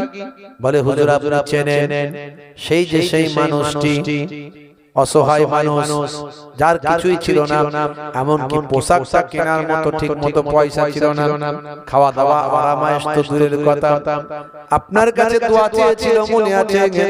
বলে হ্যাঁ হ্যাঁ বাবা মনে আছে বাবা, আমি তার জন্য দোয়া করেছিলাম বাবা। বলে হুজুর শুনুন, আপনি দোয়া করার পরে কিছুদিনের মধ্যে আমার আল্লাহ তাকে কিছু গোপনীয় সংবাদ, গোপনীয় সম্পদের মালিক বানান। সে কিছু গোপনীয় সম্পদ আল্লাহ তাকে গায়বী ভাবে দান করলেন, সে সম্পদের মালিক হয়ে যায়। সম্পদের মালিক হওয়ার পরে তার আরাম আয়েশ বেড়ে গেল, তারপরে সে আস্তে আস্তে মাতাল হয়ে যায়। মদের ঝোঁকে ঝোঁকে এক সময় তার এমন ঔদ্ধত্য বেড়ে যায়, সে একটা জীবিত মানুষকে হত্যা করে, খুন করে, মার্ডার করে দেয়। হে তরুণ যুবকেরা, শুনে রেখে দেন ও আল্লাহর নবী সেই মানুষটাকে আল্লাহ সম্পদশালী বানালেন এই সম্পদশালী হওয়ার পরে সে মাতাল হয়ে গেল মাতাল হওয়ার পরে তার নেশার ঝোঁকে ঔদ্ধত্য আর অহংকার আর তাকাব্বুরের কারণে নিরীহ মানুষকে হত্যা করে দেয় এখন তার হত্যার বদলে খুনের বদলে কেসাস হত্যার বদলে হত্যা এখন তার ফাঁসি দেওয়া হবে তাকেও হত্যা করা হবে এই নিয়ে হইচই সমাজে পড়ে গেছে এই নিয়ে আলোড়ন সৃষ্টি হয়েছে আল্লাহর নবী মুসা কালিমুল্লাহ বললেন এরই জন্য আল্লাহ যাকে যেভাবে রাখা দরকার সেভাবেই তাকে রাখেন যাকে ধনী বানাতে হবে তাকে বানান যাকে গরিব বানাতে হবে তাকে বানান গরিবকে আল্লাহ ধনী করতে পারেন আবার ধনীকেও আমার আল্লাহ গরিবও বানাতে পারে তবে আমার আল্লাহ ঠিক সময় করবে যখন আল্লাহর মনে হবে যে এই মানুষটাকে ধন দৌলতের মালিক বানানো উচিত আবার আল্লাহ যদি বুঝতে পারেন একে এই ধন দৌলত কেড়ে নেওয়া দরকার কেড়ে নেবেন একটা এমন বিপদ দেবেন এমন মুসিবত দেবেন আল্লাহ কেড়ে নেবেন এই জন্য শুকরিয়া আদায় সব সময় আল্লাহর করতে হবে আল্লাহ বলছেন বান্দারে হে দুনিয়ার মানুষ শোনো আমি তোমাদেরকে যে নিয়ামত দান করেছি সেই নিয়ামতের শুকরিয়া আদায় করো নিয়ামতের শুকরিয়া আদায় যদি করো আমি আল্লাহ বলি আমি তোমাদের নিয়ামতটা বাড়িয়ে দেব হে দুনিয়ার মানুষ শুনে রেখে দাও হে আমার মুরব্বিয়ানিরা শুনে রেখে দেন জেনে রেখে দেন যারা আমার নিয়ামতের শুকরিয়া আদায় করে আমি আল্লাহ তাদের নিয়ামতটা বাড়িয়ে দিই তোমরা আমার নিয়ামতের নাশুকরি করো না তোমরা আমার নিয়ামতের নাশুকরি করো না ফাজকুরুনি আযকুরুকুম ওয়াশকুরুলি ওয়ালা তাকফুরুন বান্দা তোমরা কখনো কুফরি করো না নাশুকরি করো না যে যে অবস্থানে আছো আমি আল্লাহ যাদেরকে যে অবস্থানে রেখে তুমি শুকরিয়া আদা করো আল্লাহ আমি ভালো আছি তোমার লোয়ার লেভেলটা দেখো নিচের লেভেলটা তোমার থেকে কত মানুষ কষ্টের মধ্যে আছে খারাপের মধ্যে আছে বিপদের মধ্যে আছে তুমি সেটা না দেখে আমি মোহেবুল্লাহ হুসাইনি টাটা বিড়লাকে যদি দেখি আদানি আম্বানিকে যদি দেখি বুঝতে পারছো কোটি কোটি টাকার মালিককে তাকে যদি দেখি আমার মনে হবে আহা যদি আমি এরকম হতাম তাহলে আল্লাহ আমি কত ভালো থাকতাম আল্লাহ বলছেন না তোমার যেটা দরকার আমি তোমাকে সেটাই দিয়েছি তুমি সেটাই শুকরিয়া আদা করো আমি আল্লাহ তোমাকে আরো বড় করব আর যদি না শুকরি করো তাহলে তোমাকে আমি লোয়ার লেভেলে নিচের দিকে আরো নামিয়ে দেব হে তরুণ যুবকেরা হে আমার বন্ধুরা শুনে রেখে দিন বাবা শুকরিয়া আদায় আল্লাহর করবেন কেমন করে আল্লাহ শুকর গুজার বান্দা হবে হে তরুণ যুবকেরা বুজুর্গানে দিন আল্লাহর মাহবুব বান্দারা তারা আল্লাহর কাছে সর্বদা শুকরিয়া আদায় করেছেন কেমন ভাবে করেছেন বেশি বেশি আল্লাহকে স্মরণ করেছেন প্রত্যেকটা কথায় কাজেতে ব্যবহারে চাল চলনে কাজকর্মে সারা দিন রাতে যখনই পেরেছেন আল্লাহর দরবারে শুকরগুজার বান্দা হিসাবে আল্লাহর দরবারে আত্মসমর্পণ করেছেন আর আল্লাহর নির্দেশনাকে মান্য করেছেন আল্লাহর নির্দেশনাকে মান্য করে আল্লাহর শুকরগুজার বান্দা হয়েছে আপনি আল্লাহর শুকরগুজার বান্দা কেমন করে হবেন হে তরুণ যুবকেরা হে আমার বন্ধুরা আমার আপনার নবীর তরিকাটা মানবেন আমার আপনার নবীর নির্দেশনাটা মানবেন আল্লাহ বলছেন বান্দারে তোরা আমার ইবাদতটা কর আমার উপাসনা আরাধনা কর আমি তোদের ইবাদতের জন্যই তো সৃষ্টি করেছি মা খালাকতুল জিন্না ওয়াল ইনসা ইল্লা লিয়াবুদুন হে তরুণ যুবকেরা কিন্তু ইবাদত মানে শুধু নামাজ রোজা হজ যাকাত নয় আমার নবী যেভাবে জীবন যাপন করেছেন আমার নবী যেভাবে চাল চলন করেছেন কথাবার্তা বলেছেন ব্যবহারটা করেছেন আখলাকটা করেছেন হে মুসলমান শুনে দিন বাবা জেনে রেখে দেন আমার নবী যেভাবে দ্বীন শিখিয়েছেন ইসলাম শিখিয়েছেন এইভাবে যদি আপনি চলতে পারেন আপনার মধ্যে শুকরগুজার বান্দা আপনি হবেন আপনার প্রত্যেকটা কাজে কর্মে ব্যবহারে আচারে আখলাকে আল্লাহ শুকরিয়া জ্ঞাপন করা হবে আপনি ছোটদের স্নেহ করুন, বড়দের সম্মান করুন। আপনি বিপদগ্রস্ত মানুষের পাশে দাঁড়ান, অসহায় মানুষকে পথ দেখিয়ে দেন। আপনি অসুস্থ মানুষের চিকিৎসার ব্যবস্থা করুন। আপনি বাবা পথ ভোলা মানুষকে পথটা দেখিয়ে দেন। রাস্তায় কষ্টদায়ক বস্তু পড়ে আছে, সরিয়ে দেন, সাইড করে দেন। দোকান ব্যবসাটা চালাচ্ছেন, ওজনে ঠকাবেন না, মিষ্টি মুখে দোকানদারিটা করুন। ভাই আমার ভেজাল মাল দেবেন না, ন্যায্য দামটা নিন, মিথ্যা কথা বলবেন না, হারাম খাদ্য খাওয়াবেন না। হে তরুণ যুবকেরা, হে আমার মুরব্বিয়ানেরা, মুসলমানকে ভালোবাসবেন, হিন্দু মুসলিম খ্রিস্টান জৈন বৌদ্ধ সকলকে সম্মান করবেন। যে যেমন মানুষ তার সঙ্গে ভালো ব্যবহার করবে, নবিয়ানা আখলাকটা দেখাবেন, নবীর চরিত্র, নবীর ব্যবহারটা আপনার ব্যবহারের মাধ্যমে ফুটিয়ে উঠবে। হে তরুণ যুবকেরা, স্ত্রীর সঙ্গে ভালো ব্যবহার করবেন, স্ত্রীর সঙ্গে কষ্ট দেবেন না, আপনার স্ত্রীর সঙ্গে খারাপ আচরণটা করবেন না, দুঃখ দেবেন না, কষ্ট দেবেন না। সেও বাপ মা ছেড়ে আপনার ঘরে এসেছে, আজকে আপনার ঘরের মেথর হয়েছে, আপনার ঘরের ঝাড়ুদার হয়েছে, আপনার ঘরের বাবু হয়েছে, আপনার ঘরে আজকে কাজকর্মে লিপ্ত আছে, আপনাকে জেনা ব্যভিচার থেকে বাঁচিয়েছে। সামান্য ভুল ভ্রান্তির কারণে স্ত্রীকে কষ্ট দেবেন না, পিতামাতাকে দুঃখ দেবেন না, যে পিতামাতার কারণে আমার আল্লাহ আপনাকে দিনের আলোটা দেখিয়েছে। পিতামাতাকে কষ্ট দেবেন না, পিতামাতার চেহারা দিকে একবার তাকান, প্রত্যেকটা দৃষ্টির বিনিময়ে আমার আল্লাহ একটা কবুল করার নফল হজের সওয়াব দান করে। এই সব কিছু যে করবেন, এগুলো সব আপনার ইবাদত, এগুলো সব কিন্তু আল্লাহর শরণ। কারণ আল্লাহ এগুলো করতে বলেছে বলে আপনি করছেন, এই নির্দেশনাগুলো মানতে বলেছেন বলে মানছেন, এগুলো সব আল্লাহকে শরণ করা হলো। আল্লাহ বলছেন এইভাবে আমাকে শরণ করো। আর নামাজ তো সবচেয়ে বড় আমার ইবাদত, সবচেয়ে বড় শরণ হলো নামাজ। জোরে বলে সুবহানাল্লাহ। ভাইরা আমার, তরুণ যুবকেরা, বড় বড় নায়ক, গায়ক, খেলোয়াড়, প্লেয়ার, ইসলামের এই আদর্শ দেখে তারা মুগ্ধ হয়েছে, তারা ইসলামের চরিত্র দেখে তারা মুগ্ধ হয়েছে। আজকে দেখছেন সমাজের বুকে কোরআনের বিরুদ্ধে কথা হচ্ছে, নবী পাকের বিরুদ্ধে কথা বলছে। এক শ্রেণীর মানুষ সমাজের মানুষকে বোঝানোর চেষ্টা করছে ইসলাম মানে খারাপ, কোরআন হচ্ছে খারাপ, আমাদের নবীকে বলা হচ্ছে নবী খারাপ।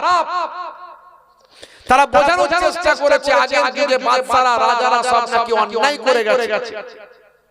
বাদশা ঔরঙ্গজেব নাকি প্রতিদিন 10,000 করে অমুসলিমদের মুসলিম বানিয়েছে জোর করে। এই রকম বলে হিন্দু মুসলমানের ভিতরে অশান্তির বাতাবরণ তৈরি করছে, বিদ্বেষ তৈরি করছে। আর তারই ফলশ্রুতি একটা নিরীহ অসহায় মানুষ, একটা নিরীহ অসহায় প্যাটিসওয়ালা, আপনারা দেখেছেন কয়েকদিন আগে ব্রিগেড ময়দানে আমার অমুসলিম হিন্দু ভাইদের গীতা পাঠ হয়েছে। গীতা পাঠ করা তো ভালো, কারণ সেখানে তো ভালো কথাই লেখা আছে, শান্তির কথাই লেখা আছে, মানুষকে ভালোবাসার কথাই লেখা আছে। নিরীহ মানুষকে নিশ্চয়ই মারার কথা লেখা নাই, অসহায় মানুষকে নিশ্চয়ই আঘাত করার কথা লেখা নাই। নিশ্চয়ই এটা বলা থাকতে পারে যদি কেউ তোমাকে মারতে আসে তখন তুমি বাধা দাও, যেমন কোরআনেও বলা আছে। একে বলা হচ্ছে জিহাদ। জিহাদ জিহাদ কথা শুনলে অনেকের মাথা খারাপ, বলে জিহাদ মানি মনে হয় মুসলমানরা মানে অমুসলিমদের মারবে বলে জিহাদ বলে। না রে বাবু, আরে জিহাদ দুই প্রকার, একটা হলো জিহাদে আকবার, একটা হলো জিহাদে আসগার। জিহাদে আকবার হলো তোমার মনের সঙ্গে জিহাদ, মন চাইছে খারাপ কাজ করতে, তুমি বলো খারাপ কাজ করব না। মন চাইছে বলছে পাপ কাজ করতে, তুমি বলছো পাপ কাজ করব না। মন বলছে লুটে লুটে খেতে, তুমি বলছো না এটা আল্লাহ নিষেধ করেছে। মন বলছে অপরাধ করতে, তুমি বলছো না অপরাধ করা চলবে না। মন বলছে জেনা ব্যভিচার করতে, তুমি বলছো না করা চলবে না। মন বলছে মদ খেতে, তুমি বলছো না খাওয়া চলবে না। এটা হলো জিহাদে আকবার, অর্থাৎ বড় জিহাদ। জিহাদ শব্দটা নিয়ে ইন্টারনেট সার্চ করে দেখবেন এর মানে কি। জিহাদ মানে হলো অন্যায়ের বিরুদ্ধে ন্যায়ের পক্ষে প্রচেষ্টা চালানো, এর নাম হলো জিহাদ। জিহাদ মানে কোনো মারপিট দাঙ্গা হাঙ্গামা নয়। কিন্তু অমুসলিম ভাইদের মাঝখানে এই জিহাদ নিয়ে অপব্যাখ্যা করে হিন্দু মুসলমানের মধ্যে খারাপ ধারণা তৈরি করছে। তাই ভাই আমার, জিহাদে আসগার কোনটা? জিহাদে আসগার হলো কেউ যদি অন্যায়ভাবে কাউকে আঘাত করে তখন সেটা রুখে দেওয়া, প্রতিরোধ করা। এই প্রতিরোধ করতে গিয়ে লড়াই হবে। এই লড়াই করতে গিয়ে বদর হয়েছে, ওহদ হয়েছে, খন্দক হয়েছে, তাবুক হয়েছে, ইয়ারমুক হয়েছে, মুতা হয়েছে, কারবালা হয়েছে। যত যুদ্ধ হয়েছে সব জিহাদে আসগার। এগুলো সব ইসলামের প্রতিরোধমূলক যুদ্ধ। প্রত্যেকটা যুদ্ধ ভাই আমার নিজস্ব কোন ভাই আমার লোভ লালসাকে ত্যাগ করে একমাত্র অন্যায়ের বিরুদ্ধে আল্লাহকে সন্তুষ্ট করার জন্য যদি আপনি রুখে দাঁড়ান, আপনার এক ভাই বিপদে পড়েছে, আপনার মসজিদ বিপদে পড়েছে, আপনার মাদ্রাসাকে আঘাত করতে আসা হচ্ছে, আপনার কোরআনকে জ্বালিয়ে দেওয়া হচ্ছে, কোন মুসলমান ভাইকে মারার জন্য এগিয়ে আসা হয়েছে, ভাই আমার কোন অমুসলিম ভাইকে যদি কেউ আঘাত করতে আসে, আপনি যদি রুখে দাঁড়ান, সেটাও কিন্তু জিহাদে আসগার হয়ে যাবে। তাহলে জিহাদটা বুঝতে হবে, বুঝতে পারছেন ভাইরা আমার? কিন্তু মুসলমানদের বিরুদ্ধে উগ্রতা ছড়ানো হচ্ছে, আর তার ফল আমরা দেখলাম। একজন অসহায় নিরীহ মানুষ 20-22 বছর প্যাটিস বিক্রি করে, লোকটা 6-7 পর্যন্ত পড়াশোনা করেছে, কিছুই বোঝে না। আমরাই তো জানতাম না যে গীতা পাঠ হলে নাকি আমিষ খাওয়া চলে না। গীতা পাঠ করলে আমিষ খাওয়া চলে না, আমরা মুসলমানরা শিক্ষিত মানুষরা জানতাম না। কি জি, আমাদের যখন কোরআন পাঠ হয় তখন সব আমিষ খাওয়া চলে না। যত দেবে তত খাবো, অসুবিধা নাই। আমাদের আমিষের সঙ্গে কোরআন পাঠের কোনো সম্পর্ক নাই। আল্লাহ দাঁত আমিষ খাওয়ার জন্য দিয়েছে, নিরামিষ খাওয়ার জন্য দিয়েছে। এদিকে ছেঁড়ার চেয়ে কথা ঠিক না ভুল? আচ্ছা, বাঘের যে দাঁতটা আছে দেখেছেন? বাঘের যে দাঁত আছে, ওদের দেখবেন চেবানোর দাঁত নাই, সব ছেঁড়ার দাঁত, ছিড়বার গিলবে। কথা ঠিক না ভুল? ওকে আল্লাহ চেবানোর দাঁত দেয়নি। আবার যে গরু ছাগলের দাঁত দেখেছেন, ওদের দাঁতগুলো কি ছেঁড়ার দাঁত দিয়েছে না চেবানোর? ওদের কি ছেঁড়ার না চেবানোর? ওদের শুধু চেবানোর দাঁত। ওরা গোশত খেতে পারবে না, ওরা শাকসবজি খাবে, খালি চেবাবে। আর আল্লাহ আমাদের কেমন দাঁত দিয়েছে? ছেঁড়ারও দিয়েছে, চেবানোরও দিয়েছে। আপনি বাঘকে যদি শাক খাইয়ে দেন, হজম করতে পারবে? বলে বাঘকে যদি শাক খাইয়ে দাও, বাঘকে যদি সবজি খাইয়ে দাও, হজম করতে পারবে না। তেমন গরু ভেড়াকে যদি আপনি গোশত খাইয়ে দেন, সেও হজম করতে পারবে না। তাহলে আল্লাহ, মহান আল্লাহ জানেন কাকে কি খাওয়াতে হবে। আর আমাদের স্টমাক, পেটটাকে আল্লাহ এমন বানিয়েছেন, শাক খেলেও হজম হয়, আর গোশত খেলেও হজম হয়। কথা ঠিক না ভুল? তাহলে আমাদেরকে আল্লাহ সেইভাবেই তৈরি করেছেন বাবু। কিন্তু সেই মানুষটা তো জানে না যে গীতা পাঠ হলে তাদের নিয়ম আছে, নিশ্চয়ই যেটা নিয়ম সেটা মানতে হবে। বুঝতে পারছেন? সেখানে আমিষ চলে না। সে জানে বাবা এটা তো চিকেন বিক্রি করছে, চিকেন তো সবাই খায়। হ্যাঁ, তার জন্য তাকে মারধর করেছে। আপনারা জানেন, দেখেছেন ভাইরা, ইন্টারনেটে ভাইরা। আবার সেই মানুষটাকে নিয়ে সেই খোঁড়া মতো মানুষটা যে বেশি লাফালাফি করেছে, তাকে আবার বীর বলছে। বীর সে নাকি বীর, বুঝতে পারছেন?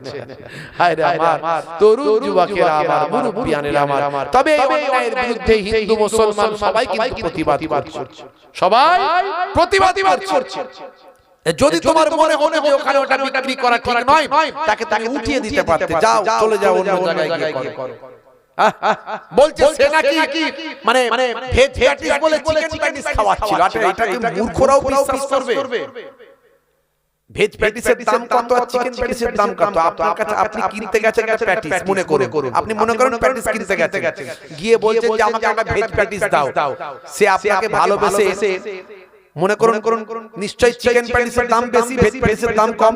তো আপনি বললেন ভাই আমাকে একটা ভেজ প্যাটিস দাও, সে আপনাকে জোর করে চিকেন প্যাটিস দিতে মনে হচ্ছে? এত বোকা দোকানদার আছে এখন পৃথিবীতে? এইটা প্রচার করা হচ্ছে, বলছে আমাকে ভেজ প্যাটিস কিনতে গেছে চিকেন প্যাটিস দিয়েছে। ভাইরা আমার, এই তো অবস্থা চলছে মুসলমান আজকে বর্তমান পৃথিবীতে। সারা পৃথিবীতে আজকে দেখুন অশান্তির আগুন জ্বলছে। এক শ্রেণীর মানুষের বিরুদ্ধে আর এক শ্রেণীর মানুষকে খেপিয়ে তোলা হচ্ছে সারা পৃথিবীতে। এর জন্য বিভিন্ন জায়গায় দাঙ্গা হাঙ্গামা মারপিট অশান্তি চলছে। আমাদের শিক্ষিত হতে হবে, আমাদের এডুকেটেড হতে হবে, আমাদের ঘরের সন্তানগুলোকে শিক্ষিত করতে হবে, না হলে আপনি বাঁচতে পারবেন না। এই অন্যায়ের বিরুদ্ধে আপনাকে কথা বলতে হবে। একটা ভালো মানুষকে যদি 100 জন চোর বলে, 100 জন যদি চোর বলে, আর আপনি যদি আপনার পক্ষে 50টা লোককে যদি না দাঁড় করাতে পারেন যে না চোর নয়, চোর নয়, ভালো মানুষ যে দাঁড় করাতে না পারেন, প্রচারই বিচার, সবাই তখন ভাববে ও চোরই, কারণ 100 জনকে চোর বলছে। মুসলমান খারাপ, মুসলমান খারাপ, মুসলমান খারাপ, এটা প্রচার করা হচ্ছে। কত মিডিয়ায় লেগে পড়েছে, তোলপাড় করছে ইন্টারনেট। আর আমি আপনি মুসলমান ঘরে ঘরে মোবাইল আমার আছে বটে, কিন্তু ফ্রি ফায়ার চালাচ্ছে শুধু, ডিডি খালি গুলি করছে। কি হচ্ছে? তোমার বংশ ধ্বংস হয়ে যাচ্ছে, তোমার কোনো খবর নাই, তোমার কোনো খবর নাই। মুসলিম সমাজকে টার্গেট করে অপরাধী হচ্ছে সোশ্যাল মিডিয়া। একটা পরিকল্পিত একটা গোষ্ঠী, একটা সাম্প্রদায়িক শক্তি, তারা চক্রান্ত করছে। হাজার হাজার তারা সোশ্যাল মিডিয়ায় পোস্ট করছে। আর আমার আপনার মুসলিম ঘরের ছেলেরা কিছু জানিও না, বুঝিও না, সে কেন আমাদের নাই। শিক্ষা দীক্ষা তো এখনো অনেকটা পিছিয়ে আছে, আগের থেকে ডেভেলপ করেছে কিন্তু এখন অনেকটা পিছিয়ে আছে। তারপরে আমরা এগুলো গুরুত্ব দিই না, মনে করছি ভালোই আছে, খাচ্ছি যাচ্ছি, আরাম করছি। কিন্তু জানেন না, আপনার বিরুদ্ধে অমুসলিম ভাইদেরকে খেপিয়ে তোলা হচ্ছে। আপনি যদি এই অন্যায়ের বিরুদ্ধে প্রতিবাদ না করতে পারেন, যদি এই অন্যায়ের বিরুদ্ধে সকলকে যদি মাইন্ডটা ফ্রেশ না করতে পারেন, তাহলে এটা হিতে বিপরীত হবে, আগামী দিনে ভয়ঙ্কর পরিস্থিতি তৈরি হবে। তাই আপনার উচিত এই free fire, PUBG, online game খেলা বন্ধ করে সোশ্যাল মিডিয়ায় গিয়ে, ফেসবুকে গিয়ে, ইন্টারনেটে গিয়ে গালমন্দ দিয়ে প্রতিবাদ করবেন না, খিস্তি খেজুরে দিয়ে প্রতিবাদ নয়। গণতান্ত্রিক পদ্ধতিতে সঠিক বক্তব্যটা সুন্দরভাবে পোলাইট ভাষায় তথ্য দিয়ে, যুক্তি দিয়ে, তর্ক দিয়ে, ভাই আমার এভিডেন্স ডকুমেন্ট দিয়ে আপনাকে অন্যায়ের বিরুদ্ধে প্রতিবাদ করে তাদের বোঝাতে হবে, না বাবু মুসলিমরা খারাপ নয়। যদি খারাপ হতো, ঔরঙ্গজেব যদি খারাপ হতে, তিনি যদি প্রতিদিন 10,000 অমুসলিমকে মুসলিম বানাতে, তাহলে অঙ্ক বলছে, হিসাব বলছে, ইতিহাস বলছে তিনি 49 বছর রাজত্ব করেছেন। কত বছর? 49 বছর রাজত্ব করেছে। আর প্রতিদিন যদি 10,000 অমুসলিমকে মুসলিম বানায় 49 বছরে, তাহলে একজনও ভারতবর্ষে অমুসলিম থাকতো মনে হচ্ছে? সব তো মুসলমান হয়ে যেত, ঠিক না বল? তাহলে ভারতবর্ষে মুসলমান বেশি না অমুসলিম বেশি? অমুসলিমরাই বেশি, হিন্দু সম্প্রদায়ের মানুষেরাই বেশি। মুসলমান তো আছে ভারতবর্ষে 100টায় 14টা। তাই বলছে নাকি 86টা অমুসলিম মুসলমানদের জন্য বিপদে আছে। বুঝতে পারছেন? প্রচার করছে এগুলো। হে মুসলিম, আপনার মুখে দাড়ি নাই বলে আপনি ভাববেন না আপনি বেঁচে যাবেন। যে প্যাটিসওয়ালাটাকে মারা হয়েছে তার মুখে কিন্তু দাড়ি ছিল না, তাকে দেখলে চেনা যায়নি, বরং তার যদি দাড়ি থাকতো সে বেঁচে যেত। যখন সে সেখানে যেত তাকে লোকে বলেই তো, এই তুই এখানে আসুনি। মাথায় টুপি থাকলে বেঁচে যেত, তাকে বলেই তো লোকে এখানে আসুনি। তাকে চেনাই যায়নি সে মুসলমান না, হিন্দু না, খ্রিস্টান না, জৈন না, বৌদ্ধ। কিন্তু ঠিক সে ধরা পড়লো, তার নাম রিজওয়ান। বুঝতে পারছেন? তাই আজকে প্রতিজ্ঞা করুন, মুসলমান মুসলমানের মতো বাঁচবেন, বুক ফুলিয়ে বাঁচবেন। আপনি এদেশের বাই চয়েস ইন্ডিয়ান, আপনি বাই চান্স ইন্ডিয়ান নয়, আপনি বাই চয়েস ইন্ডিয়ান। এদেশে আপনার সমান অধিকার আছে। আপনার বাপ-দাদা পুরুষ আশফাকুল্লাহ, মীর নিসার আলী, শেখ আহমদ খান থেকে শুরু করে, ভাই আমার খান আব্দুল গফফার খান থেকে শুরু করে, ভাই আব্দুল্লাহ শের আলীরা, আপনার পূর্বপুরুষ মীর নিসার আলী তিতুমিররা আপনার এই দেশের জন্য নিজেদের জীবনকে উৎসর্গ করেছে। তাই ভয় পেয়ে বাঁচবেন না, বুক ফুলিয়ে বাঁচবেন, অন্যায় পথে চলবেন না। দেশকে ভালোবাসুন, সমাজকে ভালোবাসুন, মুসলমানকে ভালোবাসুন, হিন্দু, খ্রিস্টান, জৈন, বৌদ্ধকে ভালোবাসুন। মুসলমান নিজেরা ঐক্যবদ্ধ থাকুন, একে অপরের বিপদে সাহায্য করুন, আর দলবাজি করবেন না। আর দলবাজি করবেন না, দলবাজি করার সময় শেষ হয়ে গেছে।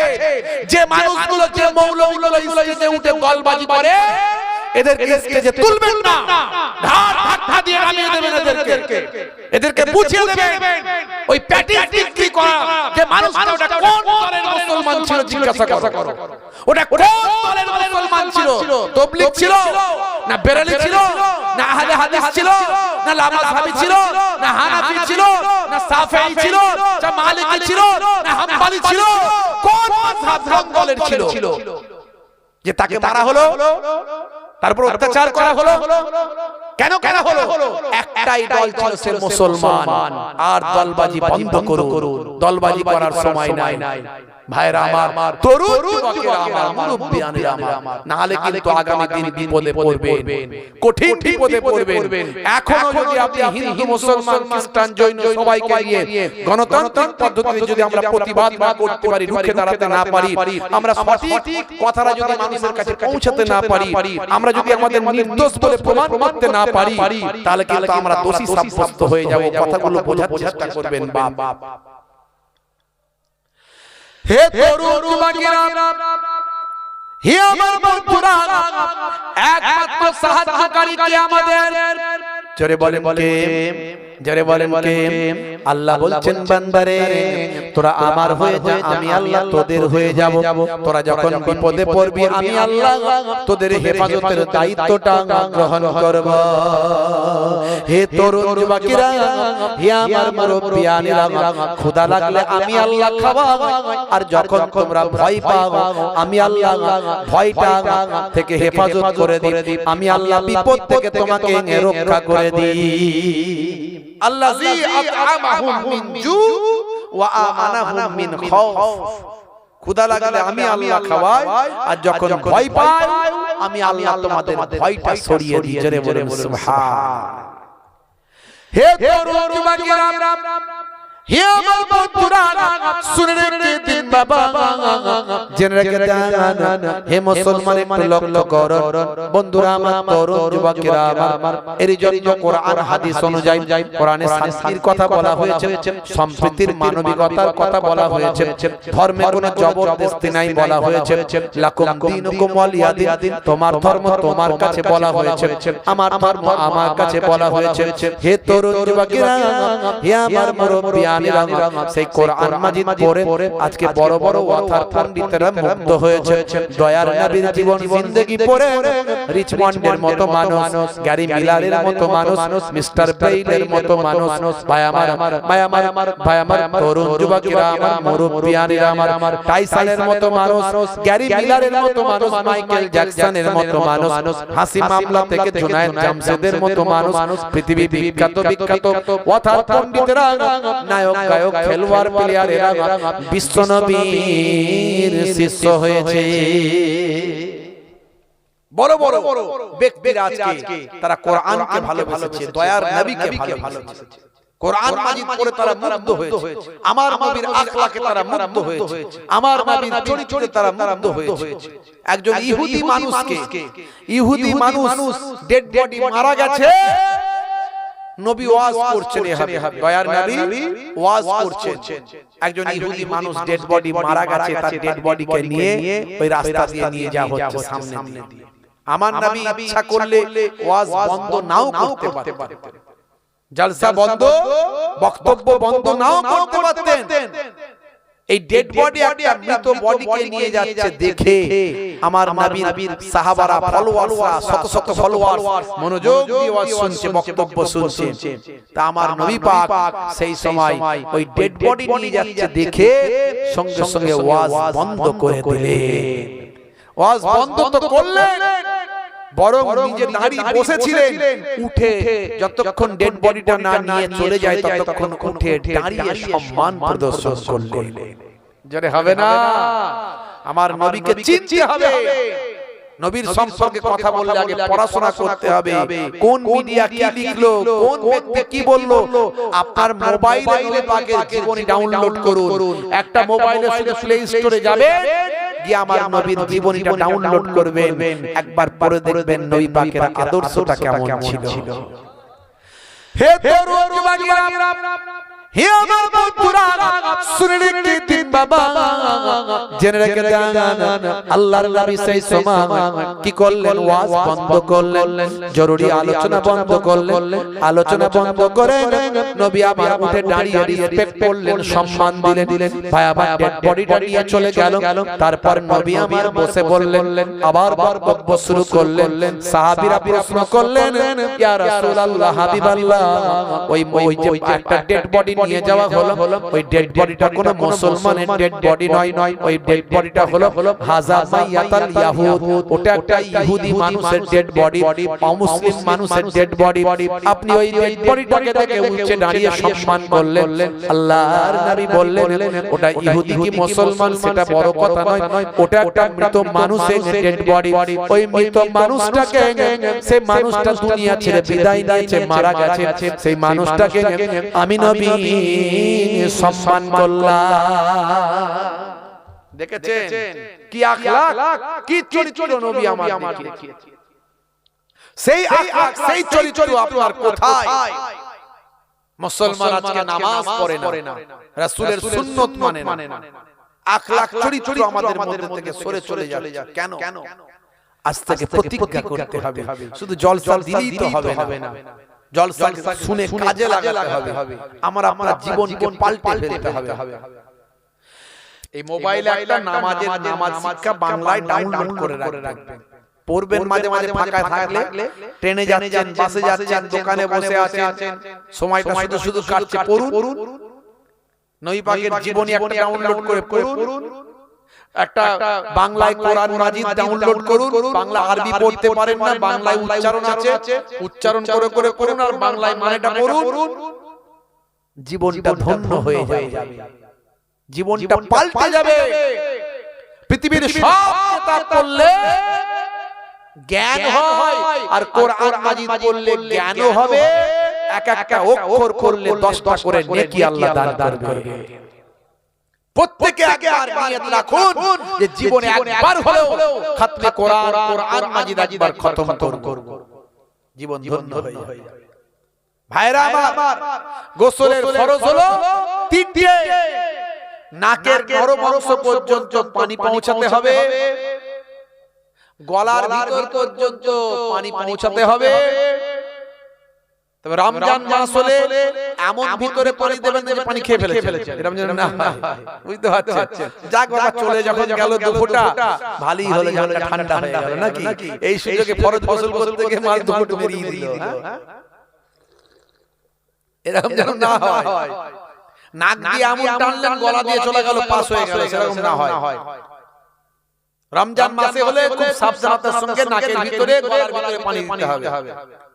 আর অন্য সময় যত খুশি আপনি পানি দেন, নাকের ভিতরে, গলার ভিতর পর্যন্ত পানি পৌঁছাতে হবে।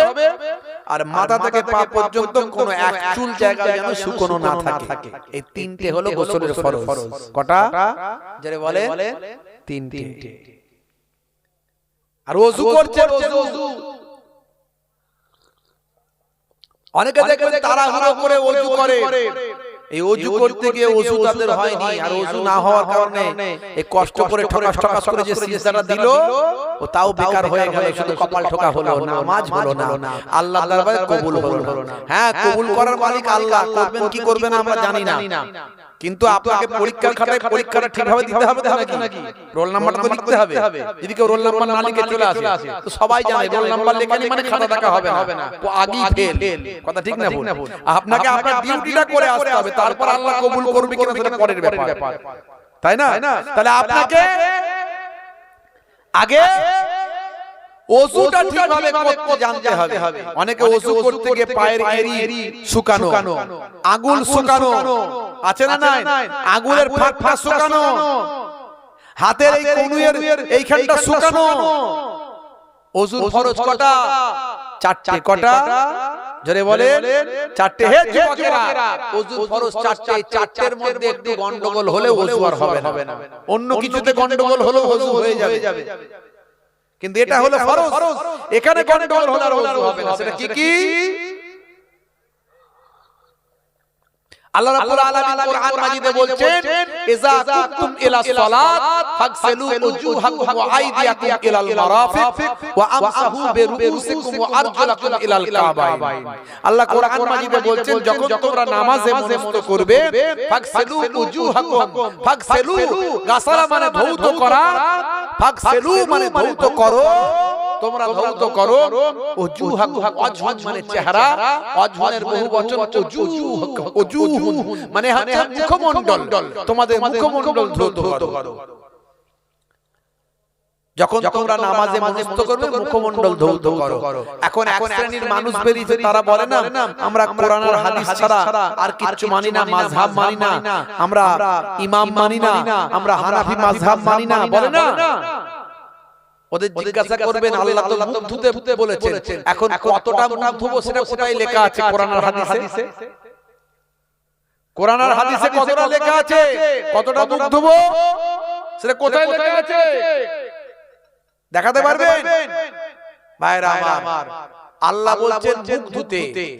সন্তানকে যখন মা মুখ ধোয়ায় খাওয়ানোর পরে দাঁড়া দাঁড়া খেলতে যাবি, পরে আগে মুখটা ধুইয়ে দিলে খেলতে যাবি, পরে মুখটা ধোয়ায়, হাতে পানি পানি করে ধুইয়ে দেয়, ওটা মুখ ধোয়া হয়ে গেল। স্বামী যখন কাজ থেকে আসে ভাত খাওয়ার আগে স্ত্রী বলে কই গো মুখে হাতে পানি দিয়ে নাও, দিয়ে খেতে বসো। তখন স্বামী কি করে? হাতে পানিটা নিয়ে এরকম করে মুখে একটু লাগিয়ে দেয়, দিয়ে বলে আমি ধুই নিয়েছি, দাও ভাত দাও খেতে দাও। আর আল্লাহ বলছেন যখন নামাজ পড়বে তার আগে মুখে পানি দাও, মানে ওযু করো, মুখটা ধৌত করো। এখন সেই মুখটা কতটা সেটা কোরআন আর হাদিসে ডাইরেক্ট কোথায় পাবেন না। তাহলে আপনাকে কি করতে হবে? কারো না কারো মত নিতে হবে। ঠেলান ঠেলান বাবাজি, যারা বলছে যে আমরা কোরআন হাদিস ছাড়া অন্য কিছু মানি না, আমরা মাযহাব মানি না, ইমাম মানি না, আরে বাবা আমরাও তো কোরআন হাদিসে পেয়ে গেলে তখন আর ইমামদের মত মানার দরকার নাই, আর যখন পাই না তখনই মানি। আর তোমরাও যখন ঠেলাই পড়ো তখন তোমরা বলো আমাদের শায়েখ এই বলেছে, আমাদের অমুক বক্তা এই বলেছে। আর আমরা যখন ঠেলাই পড়ি তখন আমরা বলি আমাদের ইমামে আযম আবু হানিফা এই বলেছে। জোরে হবে না? এখন তোমাদের ইমামে, আমাদের ইমামে আযম আবু হানিফা সবচেয়ে বড় জ্ঞানী, বড় মানুষ না তোমাদের ওই শায়েখ বক্তা ডাক্তার মাস্টারটা বড়? আমাদের ইমামে আযম আবু হানিফার পরিচয়টা দেখে নাও, কে তিনি?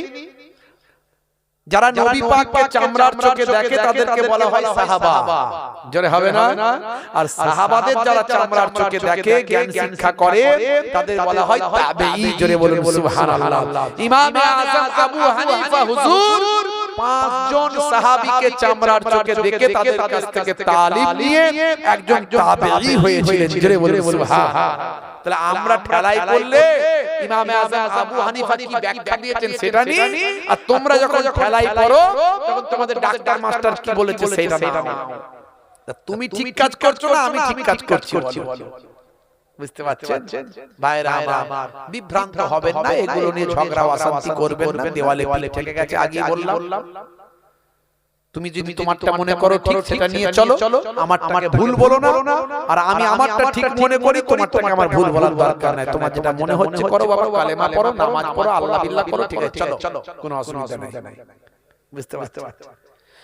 হে তরুণ যুবকেরা, হে আমার বন্ধুরা, শুনে রেখে দিন বাবা, জেনে রেখে দেন। তাহলে ওযুর ফরজ হলো 4টে: মুখ ধোয়া, হাতের কনুই পর্যন্ত ধৌত করা, পায়ের গিরা পর্যন্ত ধৌত করা, আর মাথাটা 4 ভাগের 1 ভাগ মাসা করা। এই 4টে হলো ওযুর ফরজ। এই 4টে ওযুর ফরজের যদি সামান্য গন্ডগোল হয়, ওযু হবে না, বান্দা তোমার নামাজ হবে না। আবার অনেকে নামাজ পড়ে দেখবেন, নামাজ পড়ছে মসজিদে, আল্লাহর নবী বলেন সাল্লু কামা রাআইতুমুনি উসাল্লি, তোমরা ওইভাবে নামাজ পড়ো যেভাবে আমি রাসূলকে নামাজটা পড়তে দেখো। নামাজটা নবী যেমন পড়তে বলেছেন তেমন পড়তে হবে। নামাজ ছাড়া কোনো জান্নাতে যেতেই পারবেন না। নামাজ হলো সবচেয়ে বড় ইবাদত। নামাজের মধ্যে দিয়ে আল্লাহর সঙ্গে বান্দার যোগাযোগটা হয়। জোরে হবে না?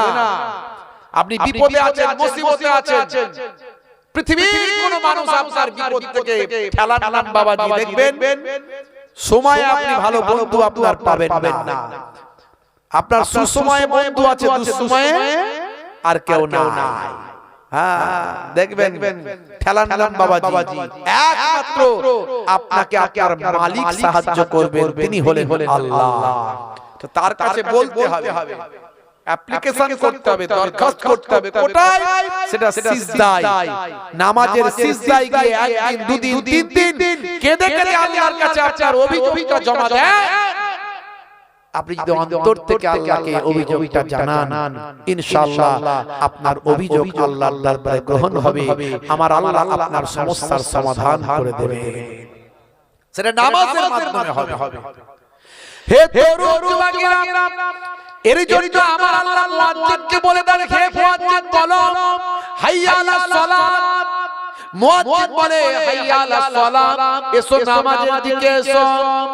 আবার আল্লাহ বলেন, হে মুয়াজ্জিন বলে দাও নামাজে এলে তার কি লাভ। মুয়াজ্জিন আবার সে বলে হাইয়া আলাল ফালাহ, 5 দুগুণে 10 বার, দিনে 5 বার দুবার করে বলে 10 বার হাইয়া আলাল ফালাহ। নামাজে যদি আসো আমি আল্লাহ তোমাকে কামিয়াবি দান করে দেব। হে তরুণ যুবকেরা, অর্থাৎ নামাজের দিকে এসো, সালাতের দিকে এসো, হাইয়া আলাস সালাত, নামাজের দিকে এসো। আর নামাজের দিকে যে আসবে হাইয়া আলাল ফালাহ, কামিয়াবির দিকে, কল্যাণ কামিয়াবির দিকে তিনি সে এলো। আপনি যদি নামাজের দিকে আসেন আমার আল্লাহ আপনাকে কামিয়াবি দান করে দেবেন। তাই সালাতে গিয়ে সিজদায় গিয়ে আল্লাহর কাছে অভাব অভিযোগ দুঃখ কষ্টগুলো জানান। যদি আপনার দুঃখ কষ্ট ন্যায় হয়, হক হয়, নিশ্চয় আল্লাহ গ্রহণ করবে। হে তরুণ যুবকেরা, এই জন্য নামাজটা যেভাবে আল্লাহর নবী পড়তে বলেছেন সেভাবে পড়ুন। আল্লাহর নবী রুকু সিজদা সব ধীরে ধীরে করতে বলেছেন। আমরা তাড়াহুড়ো করে ফেলি, না না থেমে থেমে সুন্দর করে করতে হবে। এইভাবে রুকু সিজদা করবেন ভাইরা আমার, সময়টাকে ধীরে ধীরে আস্তে আস্তে নামাজের মধ্যে সুন্দর করে মাধুর্য দিয়ে ভাই আমার সুন্দর তেলাওয়াতের মধ্যে দিয়ে নামাজটা কায়েম করুন। নামাজ শুধু পড়লে হবে না, নামাজ কায়েম করতে হবে। ওয়া আকিমুস সালাত ওয়া আতুজ যাকাত ওয়া আরকাউ মা'আর রাকিন। সালাতটা আদায় করো, যাকাতটা প্রদান করো, আর রুকুকারীদের সঙ্গে তোমরা রুকুটা করো। সালাতটা ওয়া আকিমুস সালাত, সালাত কায়েম করো। সালাত কায়েম করা মানে নিজে শুধু পড়া নয়, নিজে পড়া, নিজের পরিবারকে পড়ানো। নিজের পরিবার প্রতিষ্ঠিত হোক নামাজে, নিজের পরিবার যখন নামাজি হবে নিজের আশপাশের ঘরগুলোকে নামাজি বানান। সেটা যখন হয়ে যাবে পাড়া প্রতিবেশীকে নামাজি বানান। এইভাবে নামাজ কায়েম করে, শুধু নিজে নামাজ পড়লে হবে না, নামাজকে কায়েম করতে হবে। জোরে জোরে সুবহানাল্লাহ। নামাজে পড়ছে চুলকে যাচ্ছে, আছে না নাই, সাদা চামড়া ছিঁড়ে ফেলছে দাঁড়িয়ে দাঁড়িয়ে। এই অবনী ঘোষের টাইগার ডবল অ্যাকশন বাম লাগাতে হবে নাকি রে বাবা? বুঝতে পারছো? নামাজে পড়ছে ডান দিক বাম দিক তাকাচ্ছে, আছে না নাই, চাচতো ভাই এলো, ফুফাতো ভাই এলো। নামাজটা নামাজের মতো হতে হবে। নবী যেমন নামাজ পড়তে বলেছেন তেমন। তাশাহুদে বসে আছে, আত্তায়াত পড়ছে, এখন তার তো মুখস্থ নাই। কি করবে? বাঙালির হাত অস্ত্র, সরু আঙুলটা নাকে ভরে দিয়ে পপ করে গুলিয়ে সেখান থেকে কিছু একটা মশলা বের করেছে, আছে না নাই?